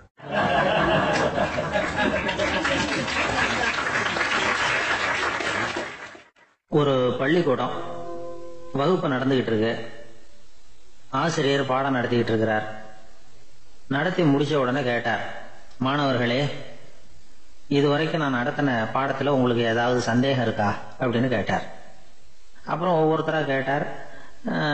ஒரு மாணவன் எழுந்திருச்சான். சார், எனக்கு சந்தேகம் எதுவுமே இல்லைன்னா. ஏன்னு கேட்டார். ஏன்னா எனக்கு நீங்கள் நடத்தின பாடம் தெளிவாக புரிஞ்சுட்டுது, அதனால சந்தேகம் வரலன்னா. இன்னொரு மாணவன் எழுந்திருச்சான். சார், எனக்கும் சந்தேகம் எதுவும் இல்லைன்னா. ஏண்டான்னு கேட்டார். ஏன்னா எனக்கு நீங்கள் நடத்தின பாடம் எதுவுமே புரியல, அதனால சந்தேகம் வரல அப்படின்னா. இந்த இடத்துல நாம் கொஞ்சம் சிந்திச்சு பார்க்கணும். இந்த உலகத்தில் எல்லாம் புரிஞ்ச ஒருத்தனுக்கும் சந்தேகம் வராது, எதுவுமே புரியாத ஒருத்தனுக்கும் சந்தேகம் வராது. அறகுறையாக புரிஞ்சுக்கிட்டவன் இருக்கான் பாருங்க, அவனுக்கு தான் அடிக்கடி சந்தேகம் வரும். ஆக மாணவர்களை இந்த 3 வகையாக பிரிக்கலாம். அதே மாதிரி தான் மனிதர்களையும் 3 வகையாக பிரிக்கிறாங்க ஆன்மீகவாதிகள். ஒரு ஆன்மீக பெரியவர் என்ன சொல்றார் தெரியுமா? இந்த உலகத்தில் 3 வகையான மனிதர்கள் இருக்கிறாங்களாம். முதல் வகை எப்படி தெரியுமா? இவங்களுக்கு எதையும் தெரிஞ்சுக்கணுங்கிற அவசியமே கிடையாது. ஏன்னா அவங்களுக்கு எல்லாமும் தெரியும். இவங்க ஞானத்தின் முழு வடிவா இருக்கிற காரணத்தினால அவங்களுக்கு எந்த சந்தேகமும் இல்லை, எந்த கேள்விகளும் கிடையாது. இந்த நிலையில இருக்கிறவன் கிருஷ்ணன். எல்லாத்துக்கும் விட தெரிஞ்சுக்கிட்ட நிலையில அவன் விடையாக மாறிவிட்டான் அப்படின்னு சொல்லுவாங்க. 2வது நிலையில இருக்கிறவன் அர்ஜுனன். இவனுக்கு எப்போ பார்த்தாலும் கேள்விதான், சந்தேகம்தான். பதில் சொல்ல சொல்ல அவனுக்கு இருக்கிற சந்தேகமும் அதிகமாகிட்டே இருக்கும், குறையவே குறையாது. அர்ஜுனன் மாதிரி உள்ளவங்க எப்பவும் கேள்வி கேட்டுக்கிட்டே இருப்பாங்க. ஒரு கேள்விக்கு விட கிடைச்சுட்டுன்னு வைங்க, உடனே இன்னொரு கேள்வி அவங்க கிட்ட இருந்து வரும். கிருஷ்ணனுடைய நிலை எப்படின்னா அது கேள்விகளே அற்ற ஒரு நிலை. அர்ஜுனனுடைய நிலை எப்படின்னா அது கேள்விகளை தவிர வேறு எதுவும் அற்ற ஒரு நிலை. இவங்களை தவிர இன்னொரு ஆள் இருக்கிறான், அவனுக்கும் கேள்விகள் அற்ற ஒரு நிலை தான். அவன் யாருன்னா துரியோதனன். இவனுக்கு தெரிஞ்சுக்கணுங்கிற எண்ணமே சுத்தமாக கிடையாது. ஆவலே இல்லைங்கிறதுனால அதை புரிஞ்சுக்கணுங்கிற அவசியமும் இல்லை. அதனால அவனுக்கு கேள்விகள் அற்ற ஒரு நிலையில அவன் இருந்துகிட்டு இருக்கிறான். எல்லா பதிலும் தெரிந்து கொண்ட நிலையில கிருஷ்ணனும் கேள்விகள் அற்ற நிலையில இருக்கிறான். தெரிஞ்சுக்கணுங்கிற ஆவலே இல்லாத துரியோதனனும் கேள்விகள் அற்ற நிலையிலே இருக்கிறான். இப்படியும் இல்லாம அப்படியும் இல்லாம 2ம் கெட்டான நிலையில இருக்கிறானே, அவன் தான் அர்ஜுனன். அதனால பெரியவங்க எல்லாம் என்ன சொல்றாங்கன்னா, இந்த உலகத்துல அர்ஜுனன்களா இருக்கிறவங்க ஒண்ணு துரியோதனனா மாறிடணும், இல்லைன்னா கிருஷ்ணனா மாறிடணும். இதை தவிர வேற வாய்ப்பு இல்லை. துரியோதனன் மாதிரி உள்ளது விலங்கு நிலை, கிருஷ்ணன் மாதிரி உள்ளது தெய்வ நிலை. அர்ஜுனன் விலங்காவும் ஆக முடியல, தெய்வமாவும் ஆக முடியல. இப்படி 2ம் கெட்டானா இருக்கிற வரைக்கும் இந்த கேள்விகளும் பிரச்சனைகளும் இருந்துகிட்டே தான் இருக்கும். இதுதான் பெரியவர்கள் சொல்லுகிற அனுபவ உண்மை. ஒரு ஆசிரியர் ரொம்பவும் விரிவா விளக்கமா பாடம் நடத்தின பிறகு, மாணவர்களே ஏதாவது சந்தேகம் இருந்தா கேளுங்கன்னாராம். ஒரு மாணவன் எழுந்திருச்சான். சார், எனக்கு ஒரு சந்தேகம்னா. என்னன்னு கேட்டார். இது வரைக்கும் என்ன பாடம் சார் நடத்துனீங்க அப்படின்னா அந்த பையன்.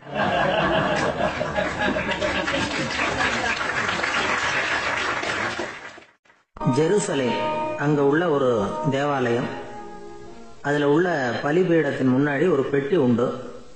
அது காணிக்கை பெட்டி. ஆலயத்துக்கு வர்றவங்க பிரார்த்தனை பண்ணிவிட்டு திரும்பி போற சமயத்துல அந்த பெட்டியில காணிக்கை போடுவாங்க. அவங்களால எவ்வளவு முடியுமோ அவ்வளவு போடுறது வழக்கம். அவங்க வசதிக்கு தகுந்த மாதிரி போடுவாங்க. வசதி உள்ளவங்களா இருந்தாலும் சரி, வசதியே இல்லாத வறியவர்களா இருந்தாலும் சரி, ஆலய காணிக்கை பெட்டியில காசு போடுறது அவங்களுக்கு ரொம்ப பெருமையான ஒரு செயல். ஒரு சமயம் இயேசு தம்முடைய சீடர்களோடு அந்த ஆலயத்துக்கு வரார். அங்க உட்காந்து ரொம்ப நேரம் வழிபாடு பண்ணிட்டு இருக்கிறார். சீடர்களும் அந்த ஜபத்துல கலந்துக்கிட்டாங்க. வழிபாடு முடிஞ்சுது. இயேசு உட்கார்ந்துருக்கிறார். காணிக்கை பெட்டியில் காசு போடுறவங்கள கவனிக்கிறார். சீடர்களும் அதையே கவனிச்சுக்கிட்டு இருக்கிறாங்க. ரொம்ப பேர் வரிசையாக வந்தாங்க. அவங்களால முடிஞ்ச அளவுக்கு காசு போட்டுட்டு அவங்க பாட்டுக்கு போய்கிட்டு இருக்கிறாங்க. வசதியானவங்க நிறைய பேர் வந்தாங்க. அதுக்கு மத்தியில் வயசான ஒரு அம்மா, அவங்களும் வந்து காசு போட்டுட்டு போகிறாங்க. இப்போ இயேசு தன்னுடைய சீடர்கள் பக்கம் திரும்பினார். ஒரு கேள்வி கேட்டார். இப்போ இந்த காணிக்கை பெட்டியில் நிறைய பேர் வந்து காசு போட்டுட்டு போகிறத நீங்கள் கவனிச்சிங்க. இன்னைக்கு இந்த காணிக்கை பெட்டியில் ரொம்பவும் அதிகமாக காசு போட்டது யார் அப்படின்னு கேட்டார். முதல்ல வந்தார ஒரு பெரிய மனுஷன், அவர் தான் அதிகமாக போட்டார் அப்படின்னார் ஒருத்தர். மூணாவதாக வந்தவர் தான் அதிகமாக போட்டார், நான் கவனித்தேன் அப்படின்னாரு இன்னொருத்தர். இப்படி ஆளுக்கு ஒரு விதமாக சொல்கிறாங்க. கடைசியாக இயேசு சொன்னாராம், இன்றைக்கு அந்த பெட்டியில் அதிகமாக காசு போட்டவங்க அந்த வயசான அம்மா தான் அப்படின்னாராம். சீடர்களுக்கு ஒன்றும் புரியல. அந்த அம்மா ரொம்ப ஏழையாச்சே, அவங்க எப்படி அதிகமாக காணிக்கை செலுத்த முடியும் அப்படிங்கிறது அவங்க சந்தேகம். இயேசு விளக்குனார். நிறைய பேர் வந்தாங்க, நிறையவே காசுகள் போட்டாங்க, அது உண்மைதான். ஆனால் அந்த அம்மா என்ன பண்ணாங்க கவனிச்சிங்களா? வந்தாங்க, தன்னுடைய காசு பையை திறந்தாங்க, அப்படியே கொட்டுனாங்க. அதில் இருந்தது 2 காசுகள் தான். அந்த 2 காசும் காணிக்கை பெட்டியில் விழுந்துட்டுது. மற்றவங்கள்லாம் தங்கள்கிட்ட இருந்த செல்வத்தின் ஒரு சிறு பகுதியை எடுத்து பெட்டியில் போட்டாங்க. ஆனால் இந்த அம்மா தன்கிட்ட என்ன இருந்ததோ அதை அப்படியே போட்டுட்டாங்க. தன்னுடைய பிழைப்புக்காக வச்சிருந்த அவ்வளவையும் இழக்கிறதுக்கு தயாராகிட்டாங்க. அவ்வளவு தாராள மனசு அவங்களுக்கு. அதனால் அவங்க செலுத்தின காணிக்கை தான் அளவில் அதிகம் அப்படின்னார். விலை மதிப்பில்லாத முத்து புதையல் ஒருத்தனுக்கு கிடைக்க போகுதுன்னு வச்சுக்கோங்க. அதன் மதிப்பை உணர்ந்தவன் என்ன பண்ணுவான்? அதை அடையிறதுக்காக தன்கிட்ட இருக்கிற எதையும் கொடுக்கறதுக்கு தயாராக இருப்பான் இல்லையா? அது மாதிரி தான் இதுவும் அப்படின்னார். உலக மதிப்பீடுகளை துரும்பா தூசியா மதித்து அதையெல்லாம் உதறி விடுகிறவன் இறையருள் அப்படிங்கிற இணையில்லாத செல்வத்தை பெறுகிறான் அப்படிங்கிறது இதில் உள்ள கருத்து. இறைவனுக்காக இழப்பதுன்னா துன்பப்படுகிறவர்களுக்காக, ஏழைகளுக்காக, ஏதுமற்றவர்களுக்காக இழப்பது அப்படின்னு அர்த்தம். உங்கள் அயலானுக்கு நீங்கள் என்ன உதவி செய்தாலும் அதை எனக்கே செய்கிறீர்கள் அப்படின்னு இயேசு சொல்லியிருக்கிறார். அடுத்தவங்களுக்கு உதவணுங்கிற குணம் இன்னைக்கு ரொம்ப குறைஞ்சி போச்சு. ஒருத்தன் வாழைப்பழத்தோல் வழுக்கி கீழே விழுந்துட்டான். பக்கத்தில் இருந்த நண்பன் உடனே இவனை தூக்கிக்கிட்டு போய் ஆஸ்பத்திரியில் சேர்த்துட்டான். அதுக்கப்புறம் சொன்னான், நீ அந்த வாழைப்பழத்தோலில் காலை வைக்க போகிறத முன்னாடியே நான் கவனிச்சுட்டேன் அப்படின்னானா. அப்படின்னா அப்போவே நீ எனக்கு உதவி செஞ்சுருக்கலாமே அப்படின்னானா அவன். நான் டாக்டருக்கு உதவலாம்னு நினச்சிட்டேன் அப்படின்னா இவன்.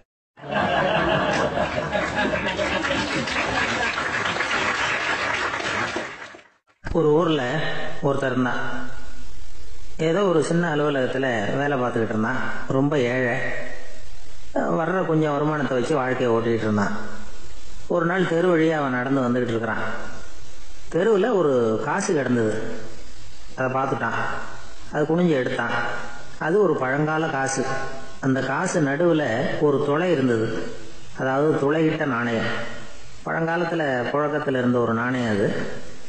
துளையிட்ட நாணயம் கிடைச்சதுன்னா ரொம்ப நல்லது, அது அதிர்ஷ்டம் அப்படின்னு ஒரு நம்பிக்கை உண்டு. இவன் கையில் அது கிடைச்சதும் ரொம்ப சந்தோஷப்பட்டான். இனிமேல் என்னுடைய கஷ்டம்லாம் தீரப்போகுது, அதிர்ஷ்டம் என்னை தேடி வரும், நான் பணக்காரன் ஆகிடுவேன் அப்படின்னு சொல்லிட்டு அந்த காசை தன்னுடைய கோட்டு பையில் பத்திரமா போட்டு வச்சுக்கிட்டான். அடிக்கடி அதை தொட்டு பார்த்துக்கிறது உண்டு, வெளியில் எடுக்க மாட்டான். இப்படியே கொஞ்ச காலம் ஆச்சு. அதுக்கப்புறம் என்னாச்சு தெரியுமா? நிஜமாவே அதிர்ஷ்டம் அவனை தேடி வர ஆரம்பிச்சுட்டுது. செல்வம் வந்து குவிஞ்சுது. பணம், பதவி, புகழ் எல்லாம் வந்து சேர்ந்தது. சமூகத்தில் அவன் ஒரு பெரிய மனுஷன் ஆகிட்டான். எல்லாரும் அவனை பாராட்டினாங்க. அவன் எதை தொட்டாலும் வெற்றி, எல்லாம் அந்த காசோட மகிமை அப்படின்னு அவன் மனசுக்குள்ளே நினச்சிக்கிட்டான். தினமும் காலையில் அந்த கோட்டை போட்டுக்கிட்டு தான் வெளியில் கிளம்புவான். புறப்படுறதுக்கு முன்னாடி கோட்டு பாக்கெட்டை தொட்டு பார்த்துக்குவான், உள்ளே காசு இருக்கா அப்படிங்கிறத உறுதிப்படுத்திக்குவான். அதுக்கப்புறம் தான் வெளியில் கிளம்புவான். இப்படியே பல வருஷம் ஓடி போச்சு. ஒரு நாள் அவனுக்கு அந்த ஆசை வந்துட்டுது. அதாவது அந்த துளையிட்ட நாணயத்தை எடுத்து கண்ணால் பார்க்கணும் அப்படின்னு. காலையில் சாப்பிட்டுக்கிட்டு இருந்தான். அப்போ தன்னுடைய மனைவி கிட்ட சொன்னான், ரொம்ப நாளைக்கு அப்புறம் என்னுடைய அந்த நாணயத்தை இன்னைக்கு வெளியில் எடுத்து பார்க்க போகிறேன்னா. என்னத்துக்கு அது, இப்போ அதை பார்க்க வேணாமே அப்படின்னு மெதுவாக இழுத்தாங்க அந்த அம்மா. இல்லை நான் பார்த்தே தீரணும் அப்படின்னு அவன் தன்னுடைய சட்டை பைக்குள்ள கையை விட்டான். உள்ளே இருந்த நாணயத்தை வெளியில் எடுத்தான். பார்த்தா அவனுக்கு ஆச்சரியமாக போச்சு. அந்த நாணயத்தில் தொலையே இல்லை. என்ன ஆச்சு அப்படின்னு சொல்லி அவன் ரொம்ப குழம்பி போயிட்டான். இப்போ அந்த அம்மா சொன்னாங்க, நான் தான் ஒரு நாள் உங்கள் கோட்டு ரொம்பவும் தூசியாக இருக்கேன்னு சொல்லி அதை ஜன்னலுக்கு வெளியில் உதறினேன். உள்ளே இருந்த அந்த காசு அப்போ எனக்கு தெரியாது, ஞாபகத்தில் இல்லை. அது தெருவில் விழுந்துட்டு போல இருக்கு. அதுக்கப்புறம் எவ்வளவோ தேடி பார்த்தேன், கிடைக்கல. அதுக்குள்ளே அதை யாரோ எடுத்துகிட்டு போயிட்டாங்க போல இருக்கு. அது இல்லைங்கிறது உங்களுக்கு தெரிஞ்சால் வருத்தமாக இருக்குமேங்கிறதுக்காக நான் தான் வேற ஒரு நாணயத்தை எடுத்து சட்டை பைக்குள்ளே வச்சுட்டேன் அப்படின்னு விவரத்தை சொன்னாங்க அந்த அம்மா. இது எப்போ நடந்ததுன்னு கேட்டான்.